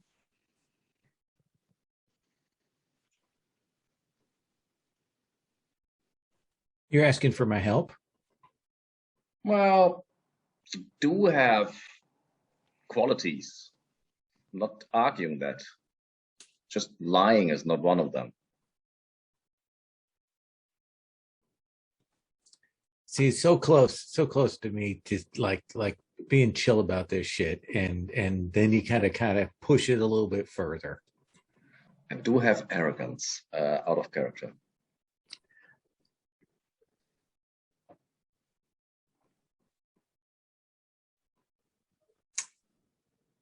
And I'm kind of pissed because we're still dealing with the aftermath of that asshole calling me. And I want to mouth back, but that's not going to help anything. I give you a will because I believe someone has the quality vengeful. As a weak spot, I think. Oh, Arbeit. That's right. Arbeit is vengeful. Arbeit is vengeful, and his Arbeit is effectively, saying no to a split. If you say no, if you tell him to screw off entirely, that's a will, because you're not going to even say, "I'll split the money with you." Yeah, I think I look and I say, lots of people around here want to buy guns. You should have no problem finding somebody to buy it. Well, you might need somebody, to have your back when we're out there. You're kind of squishy, aren't you? Mm-hmm. Are you threatening me? Because it sounds like that. Because first you started off by being shitty to me when I'm doing my level best, and then you're following it up, and that's not cool. So. It's not a threat.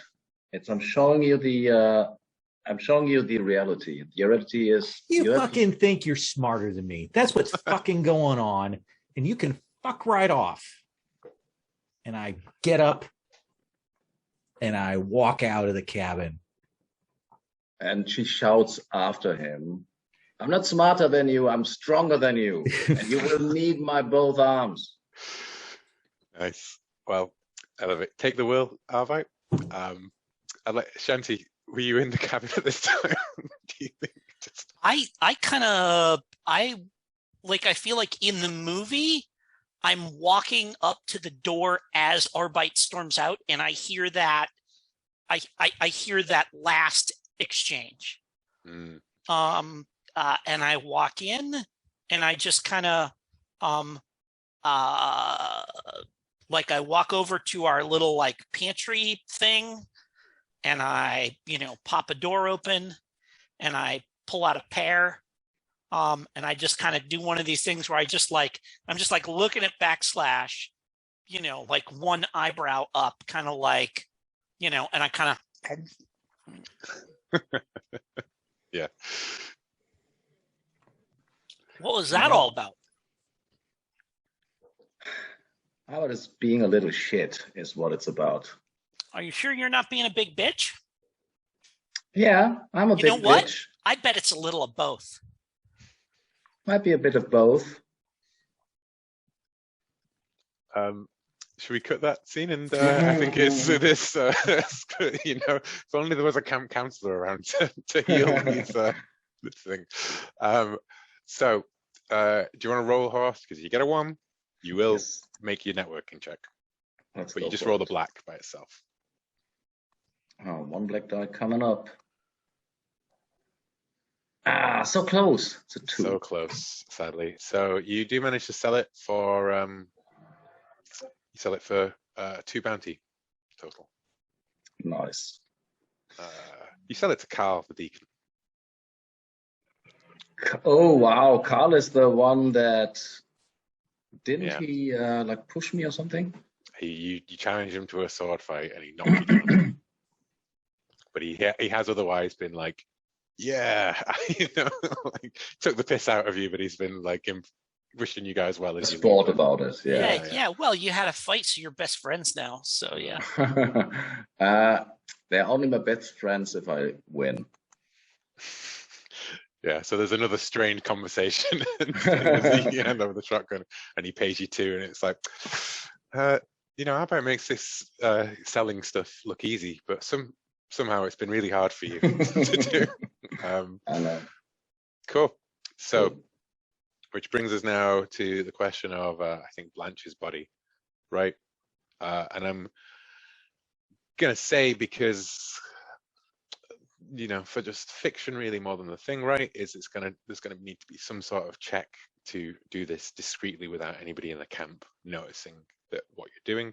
But otherwise, it is just a case of getting to the body, running the blood test, and then finding a buyer for it. So there is a first test to, do this from somebody, and then backslash is going to do the blood test, and then Arbite's probably going to be the one doing the find someone to sell it to, right? So who would like to do the thing? What it is one of the deacons is on the tower, and they could see you while you're going in there. They would have questions, kind of thing. Need to get their eyes off there somehow. Takedown, do you have any ideas? Strip naked and do some sort of Greco wrestling sort of moves in front of the guy and distract him. No, I haven't actually got any good ideas apart from the classic let's sneak, because sneaky it sounds sneaky. I was about to say we're up near Washington State, but we're probably the furthest away from that we could possibly be, maybe. It was wooded where we buried her. Let's go, late at night when there's mist rising from the woods. It should be a good time to sneak. I will totally put on some bike shorts and a sports bra and, ride some laps around the camp and stop under the tower and, drink some water and stuff like that and everything. And I'll totally it beats my Greco wrestling very well, Shanti. Well, no, I mean, we don't know what this deacon's deal is. True. Greco wrestling might have done the trick, but I'm, I tell we're you just what, gonna, I really like that. So I'm going to completely switch the rules here, and I'm going to say that is not an athletics thing in itself, right? It's a sensitivity check to see, like, to make sure that he's watching and to do, like whatever, and to, let him. But I will let you spend rations to increase the roll. So it'll be a +1 from your sensitivity. Sweet. Yeah. Okay. And then you can you spend a ration to buy it in this case, I think, and Yeah. then you can add extras to. Okay, so I'll spend 1 to buy it, and then I'll spend 2 more to bump it to plus.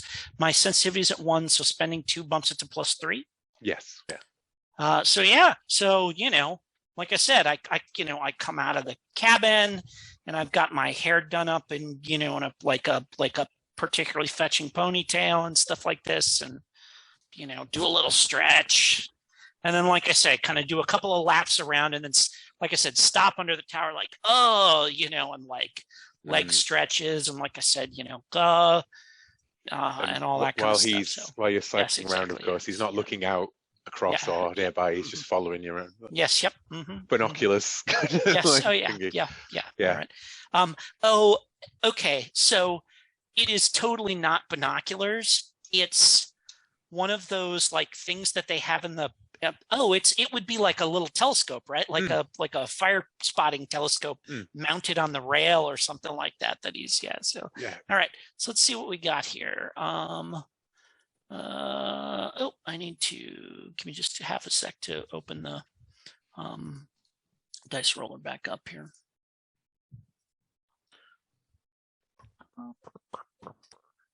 Shanti. All right.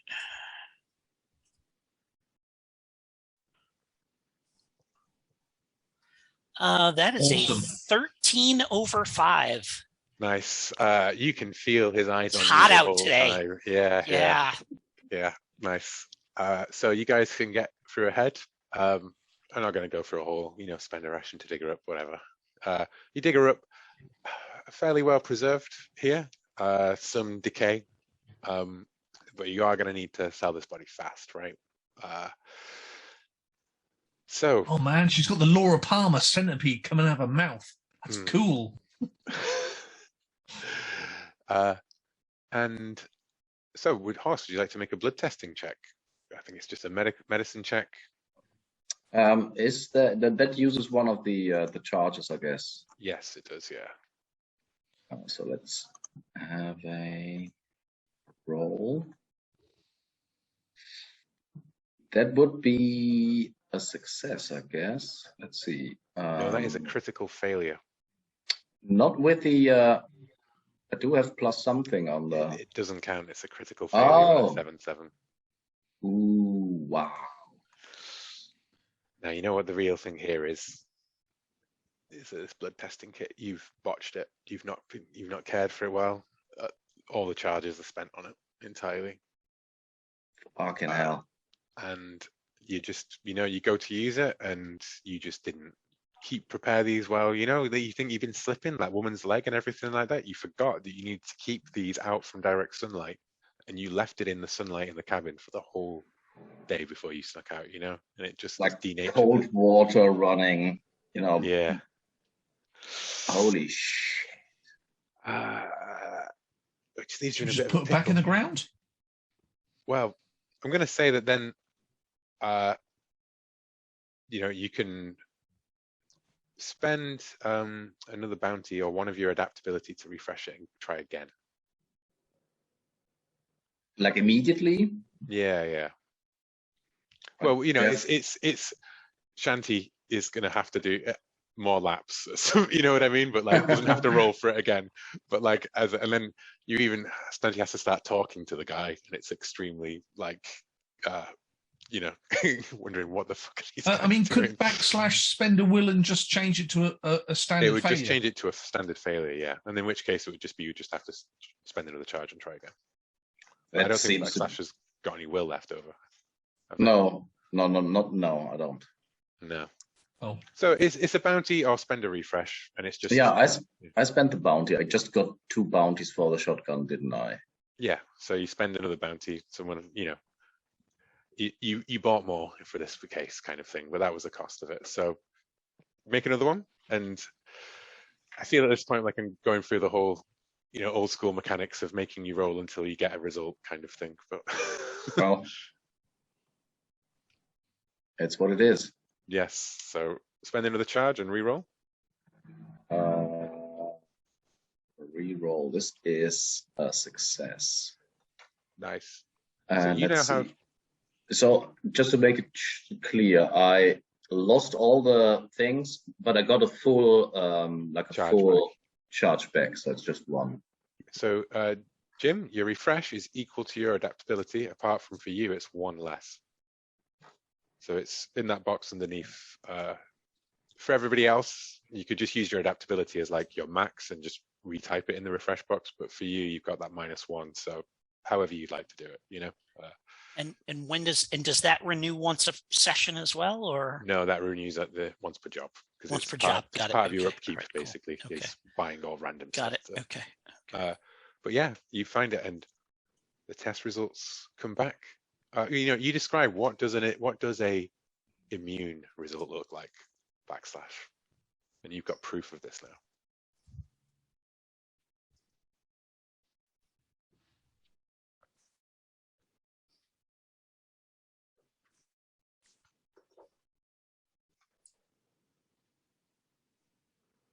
You are muted, and you froze for a bit, so I'm not sure if you've been talking this whole time.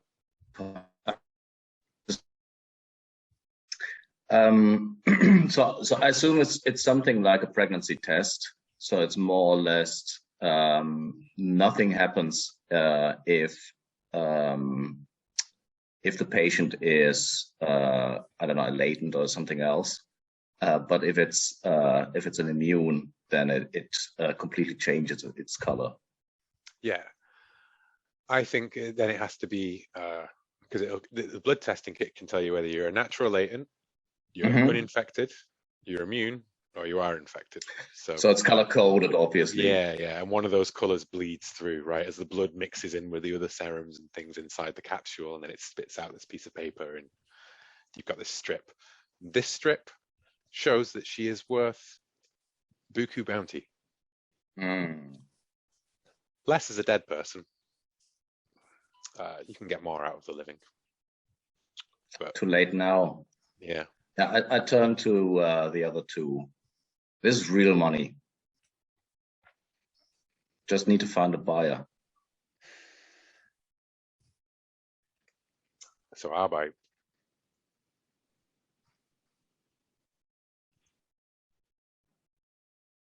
Well, I've got the research to find a buyer. So I will spend a charge from my laptop. Okay. To do this. And roll.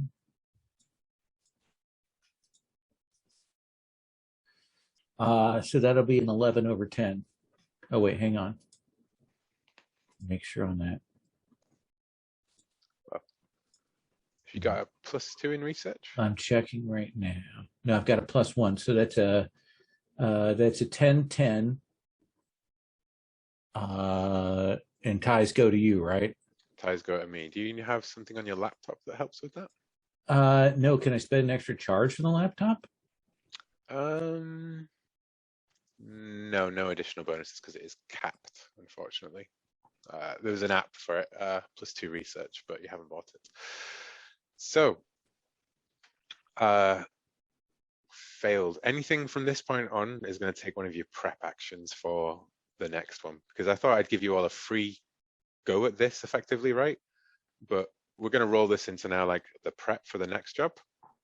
And anything that you do to continue this immune like sideline is going to take one of your actions. Yeah. Okay.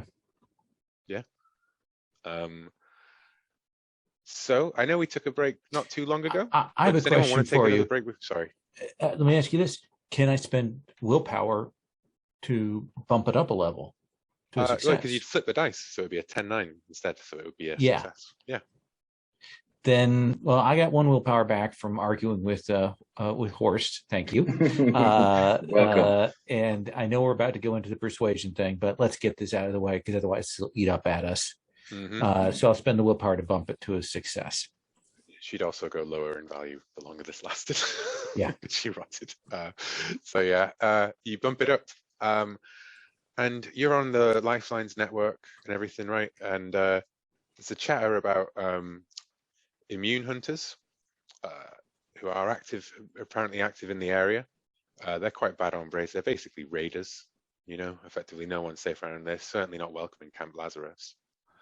But there is also somebody else out there, and somebody who's says that they've moved, a group of people who said that they've moved into the old Megamart enclave and retaken it. And her name on Lifelines is Lilith. That's not ominous at all.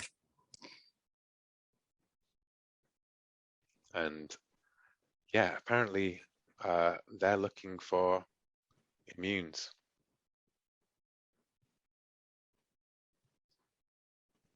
In fact, why don't we tie those both together? You find out about Lilith because you come across a sale between the immune hunters and Lilith in the past. You have to delivered to the Megamart.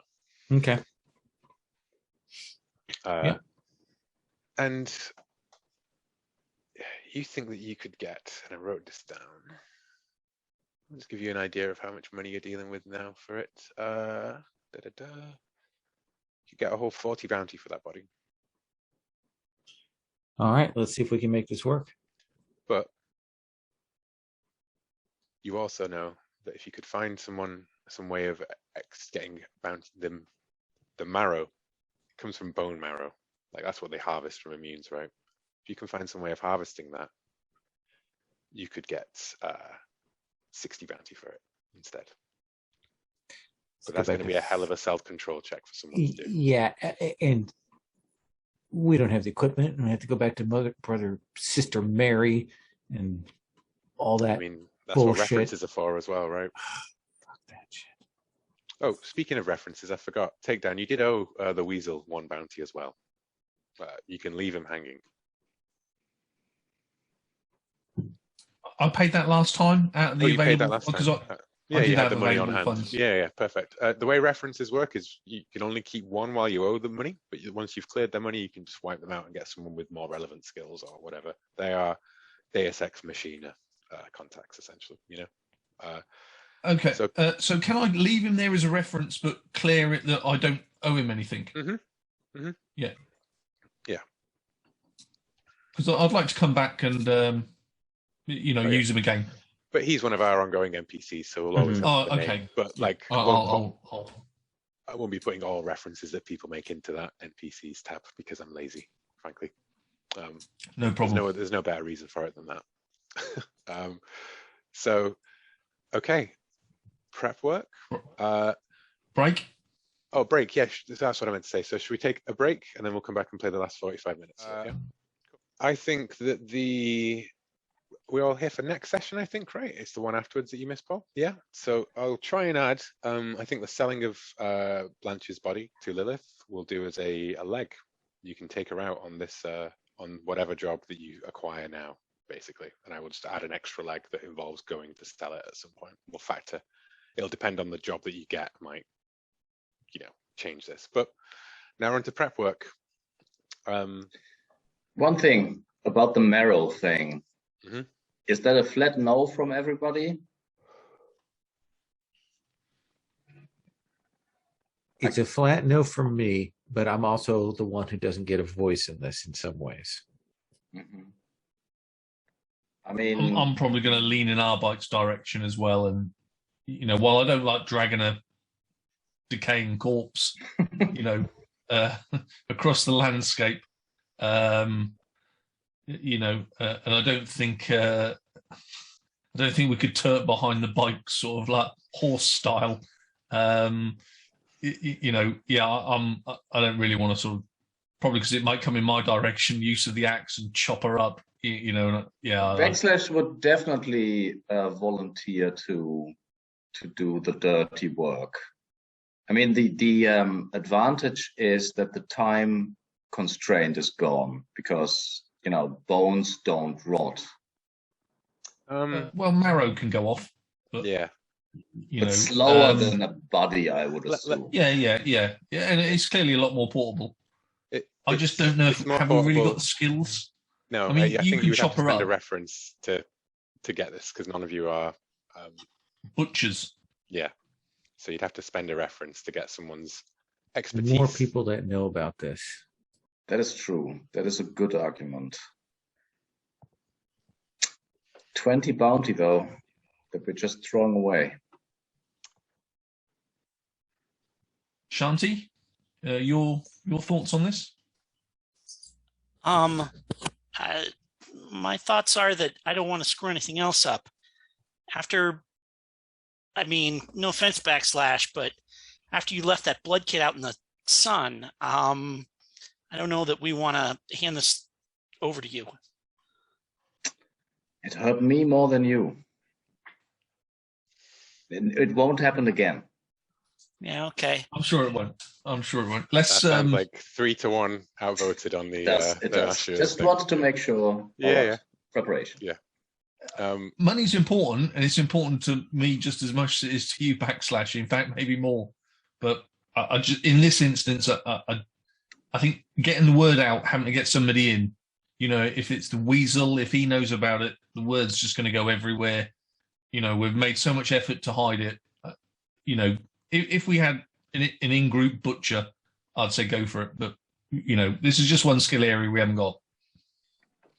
All right. Nice. So I will, in between this session and next session, come up with the trade, basically, to add in then. And again, so we're back to prep work. You already know about, let me go back up to the character keeper, I had it written down on the notes. You have, you did now for the weather, you have before and after film scouting, and I'm going to throw a bit more information out there for this. It's film scouting of Hedgewick Academy.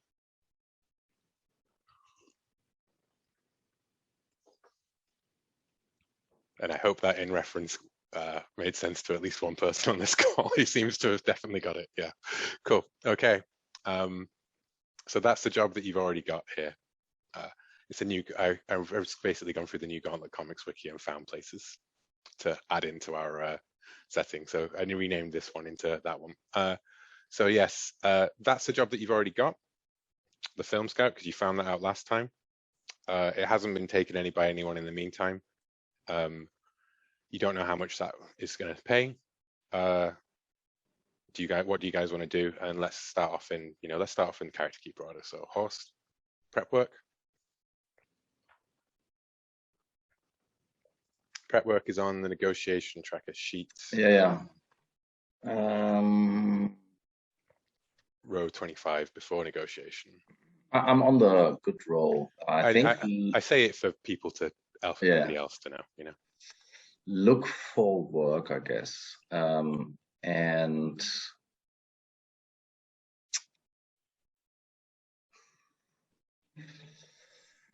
I mean, my best skill is awareness. Not sure how that would factor in. Maybe first aid, that I take another shift to see, is there any more like fresh people coming in, any rumors in the hospital. Yeah. Spend a charge. You can add additional charges to boost it. I spent one additional charge. That should give me a +3. Is that true? Yes. Yes. All right. Let's go.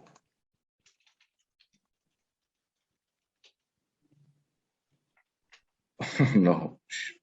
Hell no.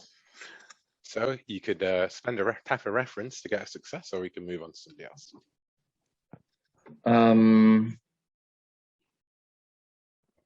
I mean, a reference would probably be somebody working there.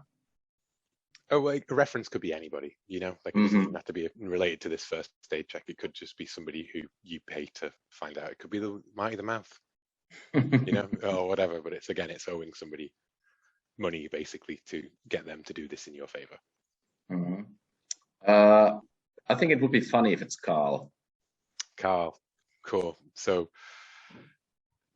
tell me what your approach is with Carl. Do you know how you tap him for a reference?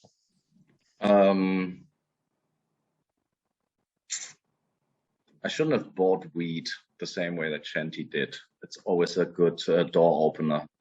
I mean, it's... one bounty could buy some drinks, right? Like you could use your feminine wiles just like Shanty did. Is Backslash that kind of character is the question? Well, no, but that just makes it funnier, right? In the the thing.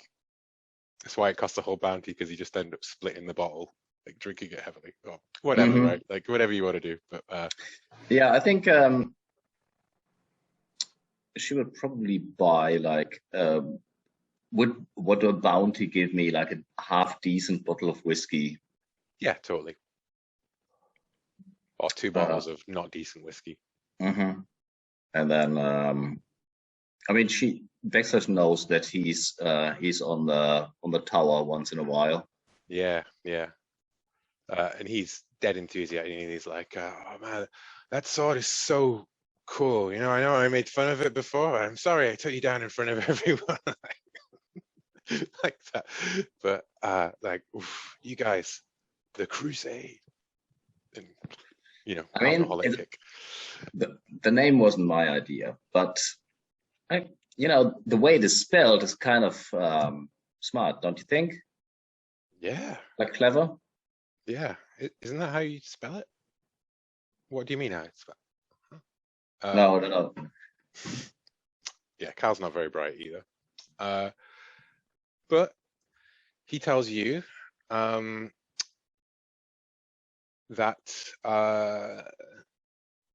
some of the deacons have taken a job with taken some jobs, as there is a he's like, "Oh, I'm drinking too much, I'm gonna be hungover, they got me pulling double shift." A bunch of the guys are taking a job off at like prison nearby. There's some takers planning their retirement. Gonna start up a whole new enclave out here. That's the dream, I guess. I guess prison is a good place to fortify and everything. I mean, to defend. Yeah, but they're hiring everybody, man. But he has given you the job, the big out.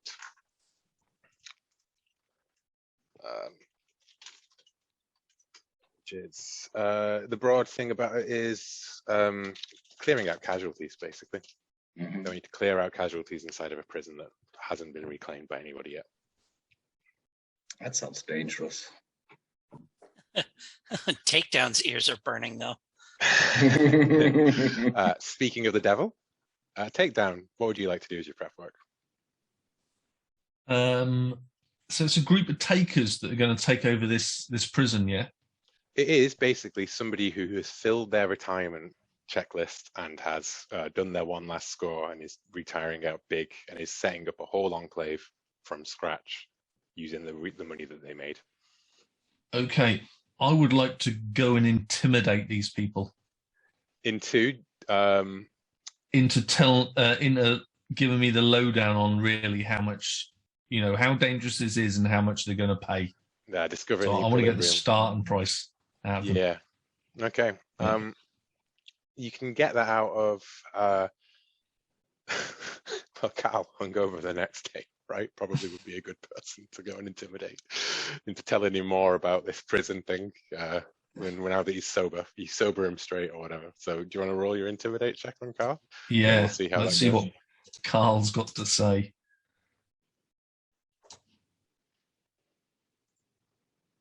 Oh, no, he ain't going to tell me anything. That's 3 under 7. Well, you could spend a reference, and you could take Carl as that reference, and just again be, like basically offering to pay him a bounty for it. The information and stuff. Carl the guard. Yeah, I will put him at needy. I could pay now. Yeah, you can pay now. Yeah, entirely. You can just do that. Yeah, so it's just a 1-over. Yeah, clearly he's not going to tell me for free, and he's not really intimidated at all. So, I'll have to come clean and pay him some cash and say, what have you heard, Carl? How much are this crew offering? And Carl's like, oh, I hear it's pretty big, man. They're paying us like 12 bounty for the thing. It's just as a starting price. That's what they're putting out there. Oh, that's big, Carl. That's big. That is 6 on the black and 6 on the red. So your starting price would be 6 on the black, but it's almost certainly going to be at least 12 to start off with, right? Yeah, I've actually got no clue about the money side of it, but I will say that sounds big. And I will scamper back to Arbite and say, we've squeezed this information out of Carl. There's this job in this prison. I don't know if that's the one we want to go for, but I still think this film one sounds a bit iffy. But yeah, there's this prison job. They're offering to pay 12. I don't know if you can work with that. I don't know if that's good. Why do you think the film job's iffy? Because we thought it was iffy last time. I haven't seen anything change. No. Why do we think it's iffy? It isn't that the other job involves directly confronting casualties, is it? Oh, maybe it could. Or, I don't know, filmmaking. It's all those hippies out west, California. And that's, I've never really got on with those kind of guys, man. We're well away from Hollywood. Takedown. Yeah, but they probably came you do not from want there. To be in Hollywood at the moment as well, to be honest. That's probably where they set off. Yeah, a prison. It's more down to earth, and it's clearing out zombies. Well, I think we know where Takedown's honest job. It's an honest job. We know where Takedown's leaning towards on this case. Arbite, your prep work? Let me ask you this. Like discovering the starting price, how important is that? I mean, does that give me anything going into the negotiation? Not really, because you learn the starting price like when you move up one effectively. What it really does is let you know which one I might want to go over 2 choices, right? Then I think I want to research the competition on that film thing. I want to find out. I want to talk around and see who else is nibbling around that particular chunk of cheese. Mm-hmm. Okay. And how are you doing that? I think I am just a genuinely a likable guy who goes around and talks to folks. So is this a networking check, which you automatically succeed on? No, because you said I have to hold off on that. Yeah, I was hoping so, but I was also feeling like I don't really have a hard measure for when it does. So if that's what you're going for, I would have said yeah. No, let's do sensitivity. The sensitivity, nice. Yeah. Cool. Yeah. So, and you're doing that in person rather than over your sensitivity. I think is more in person than over the internet. Yeah, because my bonus from the thing is persuasion. So that's what that's for. So let's see here.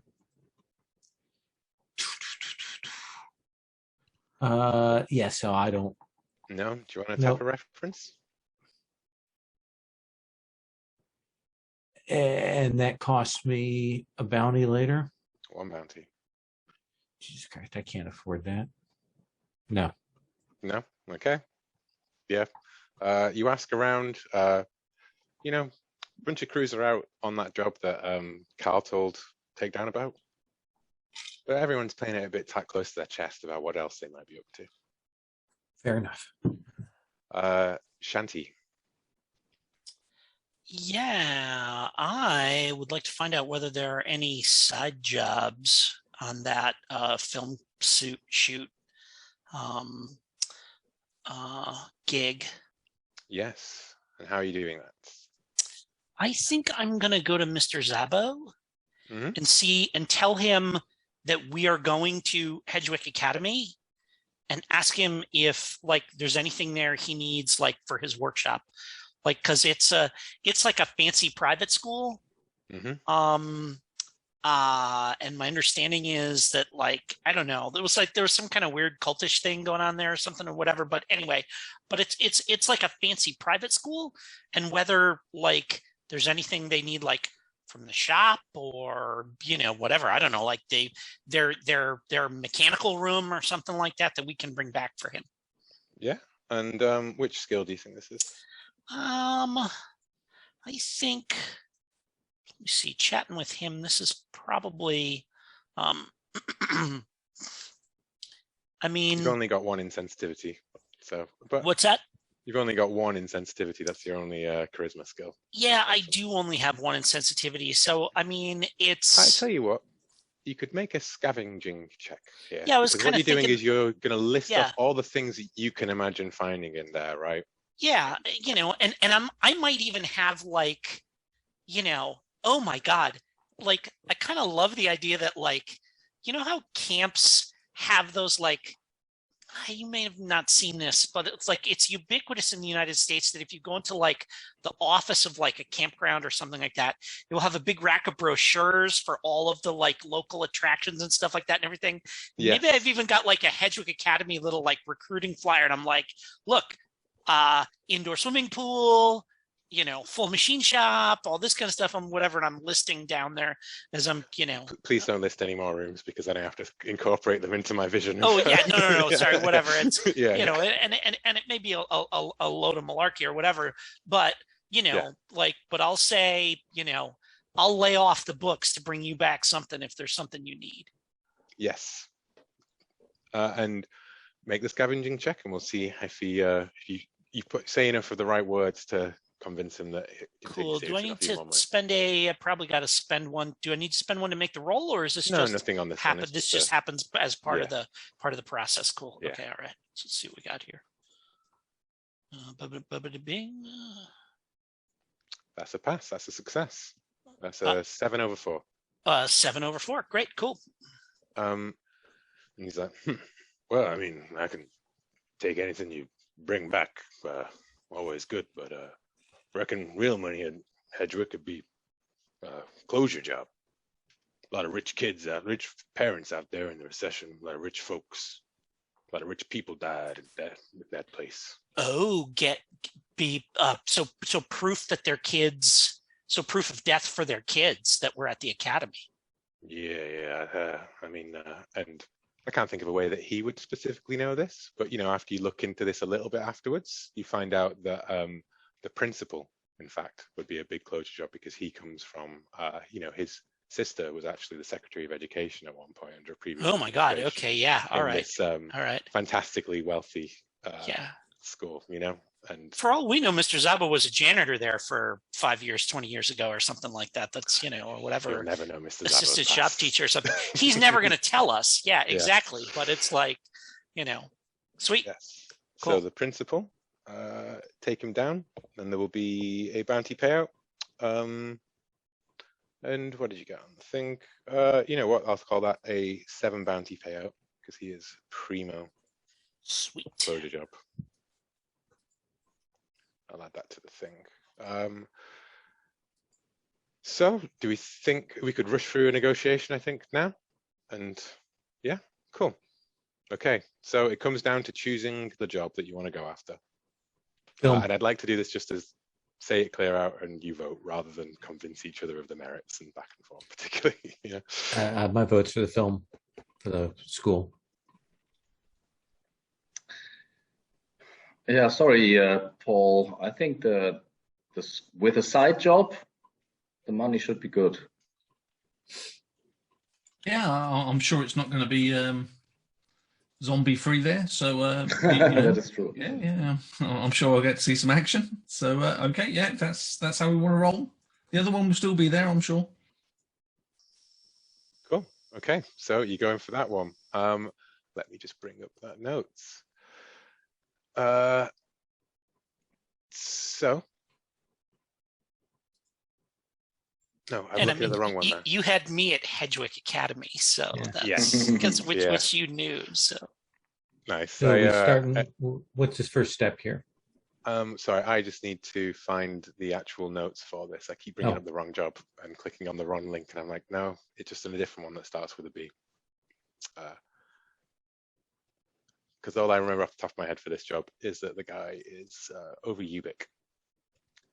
Gilman, he's called. So it's going to be over. It's going to be over the net. All right. Isn't going to involve spending a charge on your laptop.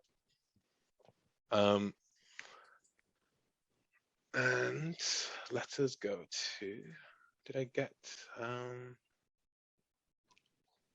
before and after? Do I have images for before and after? Yes, but I don't for the negotiator because he is just on Ubik and he just comes up as, you know what? He comes up as the Gauntleteer. A very stylized, like 90s version of the Gauntleteer with pouches, lots of pouches, basically. And yeah, do you want to make the leadership check and we'll see who kicks us off? So that's going to be 10/9. 10/9. So you succeed, and again, it's 5. Capped it at 5. Capped it at 5, yeah, and I think that's a good choice. So 5 rounds. Okay, and you get to choose who goes first. Let's let him go first. Okay. So it pops up, and it's the Gauntleteer thing, and a thin, reedy voice comes through and says, "So I'm looking for a film crew to go around and shoot something for my latest mini doc that I'm putting out over Ubik. And it's this school, Hedrick Academy. I don't know if you saw any of the scenes there, but they were epic. Like press F in the chat for all those poor kids who thought that they knew everything from the movies. It's just like, oh my God. But anyway, I need you to reconstruct that footage for me. But this is a good gig, right? A lot of exposure here. So going in, the scouting the location is what I understood. Yeah, I need you to reconstruct some shots. I'll show you what they are. They're clips. This I forget. You're like you want to get after shots before for and stuff after that you shots. already have Yeah, the kid, footage. yeah. Okay. Yeah. God, it's like being Call of Duty 10, speaking to these kids. But but he's pushing down one. He's just going to straight persuade to say that like what he's trying to pay you for is an exposure because this is a sweet gig for some, All right. How do I roll to resist on that? You don't roll to resist on that. It's just his natural one forward. Okay. What you do is you then make your pitch for what you want to do. Persuade, deceive, like to push back, or sensitivity. Then I think it's just simple persuasion. And I say, I understand, I've seen the stuff that you've done, and we've got smart people, some creative talents, and I certainly get what you are about. I understand your creative vision, and I really want to have that out there for everyone. So roll persuade. 11/3. Cool. He is going to, he's going to say, I like it. Okay, good pitch. And now we cut over to, let's do it in reverse character keeper order for the scams. And let's start with Shanti. Yeah.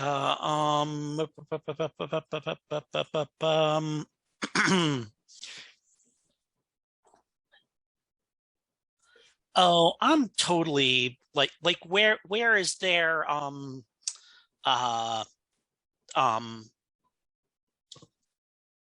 where's their negotiation happening? Over the internet, basically. Oh, they're chatting with each other. Yeah, Gilman is in the recession. What's that? Gilman is in the recession. He is in the safe part of the thing. Oh, he's on the other side. Got it. Okay.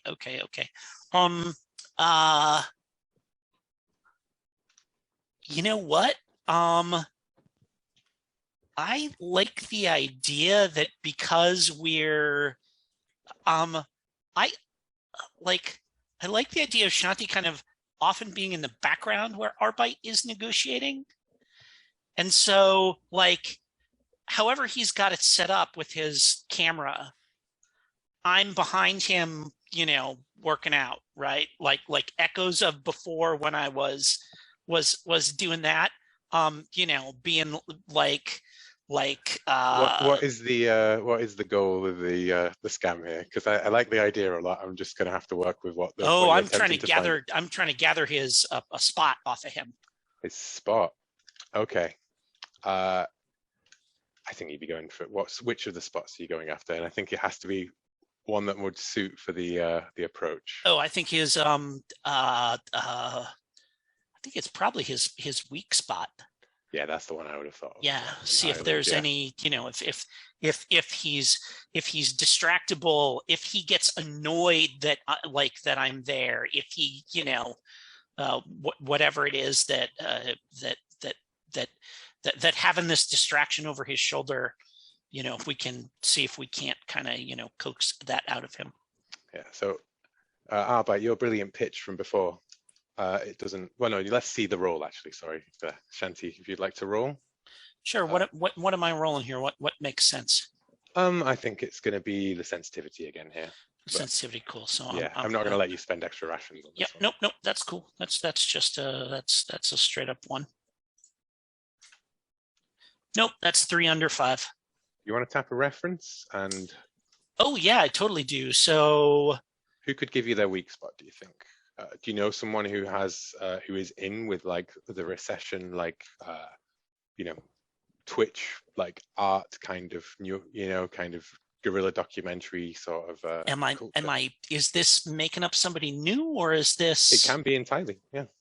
Like I feel like there's gotta be an ex-film student who is one of the you know, the weed growers. Maybe it's even the one who was the one that brought me the skunk weed.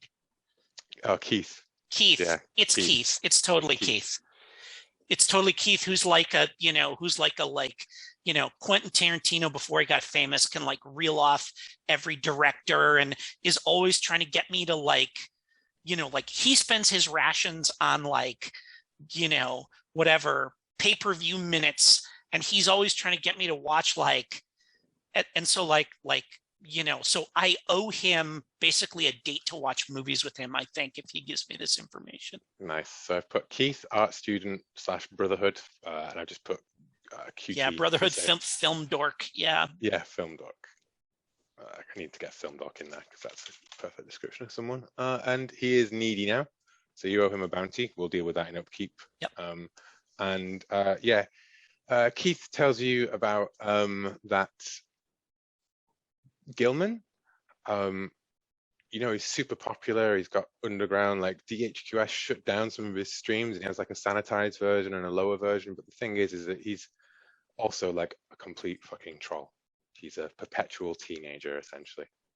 That is his weak spot, is that he's a perpetual teenager who will always just, you know, react childishly and a bit over the top stuff. Yeah. Okay. So, So whatever childish over the top reaction he has to me in the background, I'm like, whoa, okay. And then I go walking off, but that gives Arbite the, you know.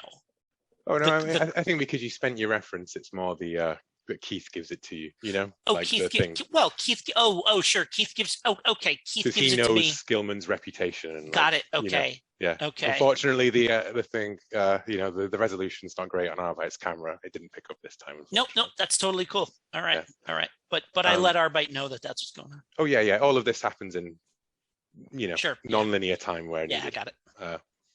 Cool. So next round, you have his weak spot. Which is perpetual teenager. Have his weak spot. We still have the rep that we got from the thing, right? Mm-hmm. I think I'm just going to write for now for the moment. I'll hold off on the weak spot. But I'm just gonna work the persuasion angle some more because that's what I've got that I'm strong in right now. Cool. So sorry, I should have moved you both up one. So he is going to be paying you a total of 7.4. So your starting price is 11 bounty. Okay. And he is going to. He's going to tell you that it's 11, and you're going to roll persuade, right? You're going to sit on the the weak spot and the rep spot. Okay. Yeah, I'm going to hold off on that because I've still got I spent the charges on the laptop for the boost. Cool. So you want to roll so he's going to push down +2 actually this round, because he is going to, as he says, you know, like, I like the pitch and everything and I need guys out there, but what I really need is you're on this laptop, and he sends you like your specs, right? He's just like script kiddied off the computer and it's completely down, and he's like, this ain't gonna cut it. That piece of shit webcam, like, I could barely see that babe stood back there, you know? Like, I could see better pictures if this was 1964 and it was down the side of a ditch somewhere, you know? Like, no. I need my guys to have the gear, right? And not just paying you in exposure, I'm paying you in technical, you know, the good stuff. And he's offering you, he's going to equip you guys with the UBIC specs for this. So you'll get a pair of UBIC specs, which you need to do the job effectively to record it. But that the way gift spots work is it is an irresistible +1 sway on top of his already +1. So he's going to push down 2. You need to succeed to keep him back. I got a 9/6. 9/6. Cool. So you move up 1. But actually, because he moves down 2, you stay at that value, and he pushes you out of. Okay. Well, then now I work on the first thing I'm do now is work on the weak spot. But others need to go first. Yes. Yeah. So, it's Takedown. How does Takedown try and work a scam?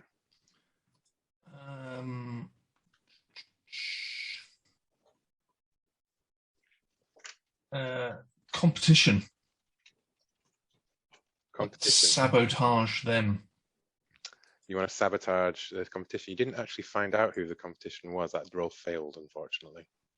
Oh, so I take it you can't. You could find out who they are now, but then that would be another roll to then. You know, that would be 2 scam actions to find out and take out the competition. Yeah, but I don't really want to come up against another team. Yeah, no, I am going to try and find the competition. Okay. So, make me one of you the appropriate check that you wish to make for finding out the competition. And you can't. I don't know if you can work into shooting someone into this, but no, I don't. The skills. I don't really have many other skills in all fairness. But yeah, I'm going to use awareness. I'm going to see who's sort of prepping, and you know, who's getting ready to roll on a job. You know, nearby, yeah, that sort of thing, or inside the camp. So that's +2 on that. Let's see what we get. No, and that's a failure. It's a fail. And I haven't got any will to flip it. You can tap a reference. Although I think you already did the reference, didn't you? Cal the guard. Oh, you paid him off though. So yeah, I've paid him off. Yeah, let's go to Marty. See if he's heard anything knocking about. Marty the Mole. Yeah.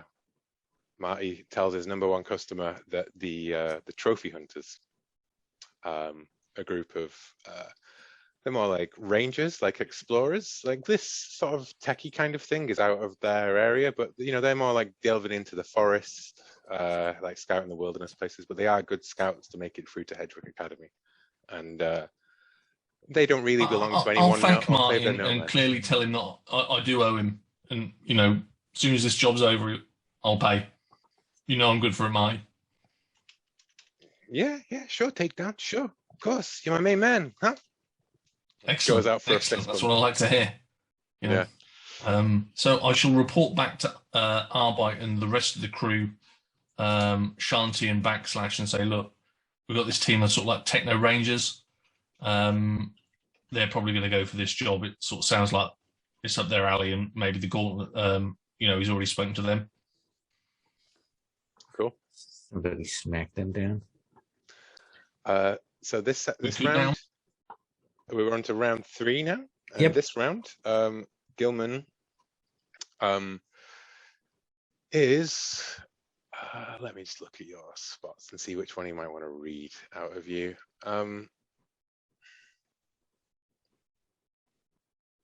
Yeah. But and he's like, I can give you guys exposure, equipment. Put the story in your hands. You'll be my eyes down there. You'll tell everybody out there back on the recession everything. And maybe it'll cause a few people at DHQS. Maybe it'll remind some of these fuckers that you guys are still out there, right? And it'll make they won't sleep so fucking easily when they see all their rich little kiddies in their last moments, and as they are now, probably wandering around those halls still, right? So what is this that he's doing? He's reading your vengeful. Okay. So this round he's just reading you. Right. Well, I'm going to hit him on his weak spot then at this point, Mhm. and start talking about. Yeah, I understand. You're a free spirit. You understand youth like me. And I'm playing up the how young at heart he is, and wild, and not part of the institution. Okay. And I'm going to keep persuading him on that. Cool. So roll me a persuade, and you're automatically pushing him up 1 when he's going back 1. Oh yeah. So if you roll your persuade, you might go up a whole 2. Yep. Got a 7 over 6. Well, and with the other stuff I've got. Yeah. As long as it's 1 over. Yeah. Cool. So that's pushing him all the way up to hazard pay, and you are at 100% markup. Okay. Is now down to backslash. What is your scan? I want to say take out the competition. Is that Yeah. useful? Means that can't be undercut. Yeah, sabotage competition. How would I go about this? Destroying some of their equipment. How do they roll? Is it cars or something? No, the trophy hunters are on foot. They use bow and arrows and swords and stuff like that. They're very much they're kind of like an adventuring party. Lame. They all wear these masks that look a bit like that. That's actually quite cool. Yeah. I won't tell them though. I don't know. The last time I challenge someone to a fight, I think you could definitely challenge someone to a fight, and that will take them out, as in the fact that you've shown that you're the better group, right? You're better at them than what they do. Awesome. Let's do this. They, by the way, will play for keeps because they're a bit mad. The trophy hunters. Meaning that you'll attack, right? And a success is it's over. A fail is you have to make an athletics check not to be injured. Slaughtered. Oh, okay, that sounds fair. They won't kill you. You know what I mean? It'll just be they'll draw blood, basically.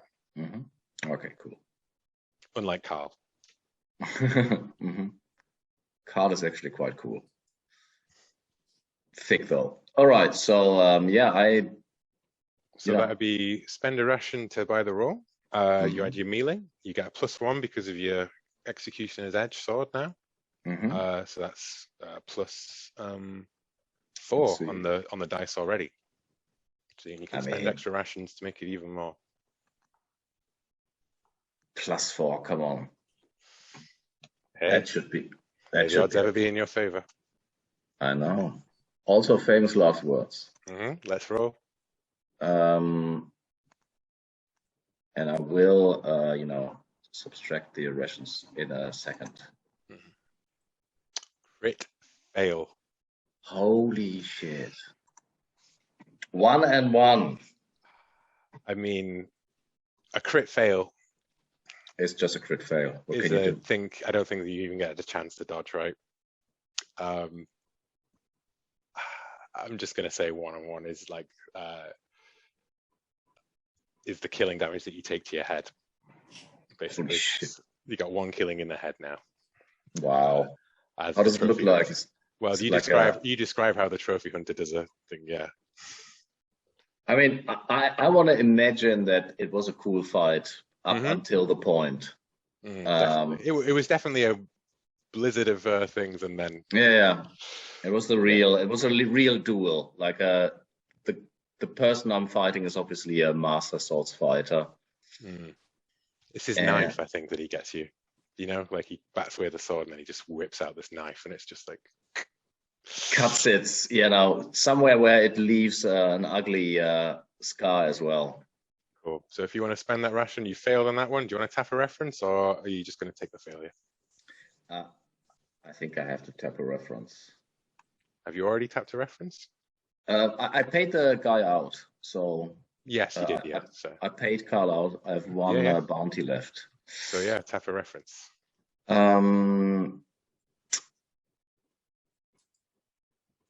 Well, given the time, we're already up on time. I don't make up. We'll do one more roll. If you just don't make up a new one, just tap one reference, put in a thing, and we'll just say it's. Tell you what, say it's Marty again, right? For now, we can always put somebody in. Yeah. And it's Marty chats shit about them, you know, like they tried to. They brought a knife to a sword fight or some bullshit, right? Didn't fight honorably. Anyways, back to the negotiation round 4 now. All the scams used up. He is going to use that thing, and he's going to go like, you know, come on, doesn't it really, like, you know, you're out there, good as dead. You know, you'll have a producer credit. And he's going to use your weak spot. So he's pushing down 2 this round. And I'm going to push up 2. I'm going to use our rep. Nice. And you also get a chance to resist the spot as well. Okay. So what's the first step? Deception to resist the spot. Deception to resist the spot here. Let's start with that.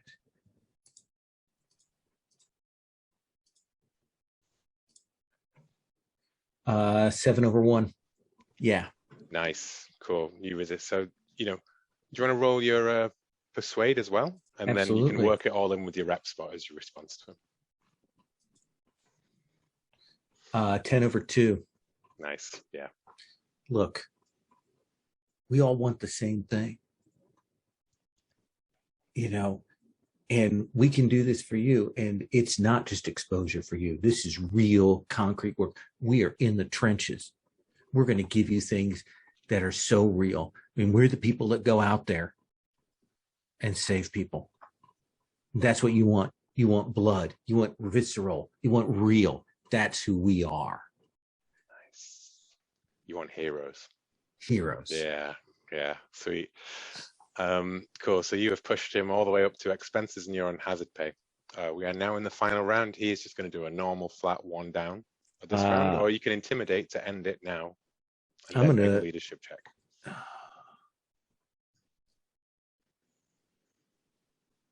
It's either a persuade to resist his push or an intimidate check to stop him from making one at all.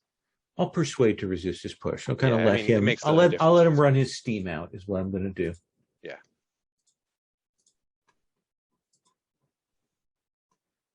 So that's a 9/5.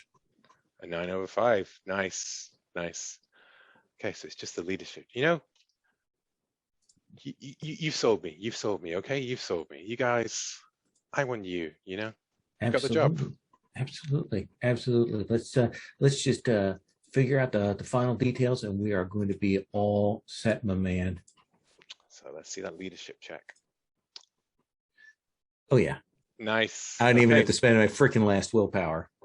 So you go all the way up to expenses, which means all of your equipment is paid for this session, for this job, right?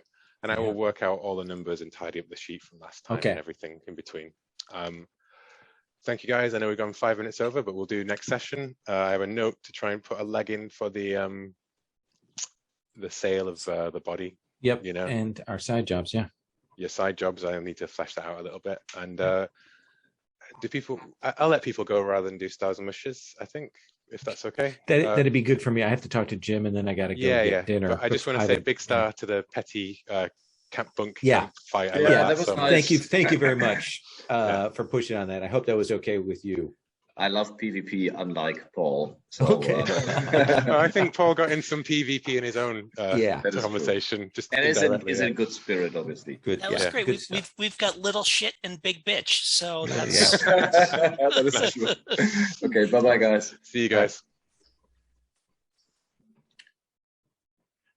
So. hang on. Let me stop the recording here.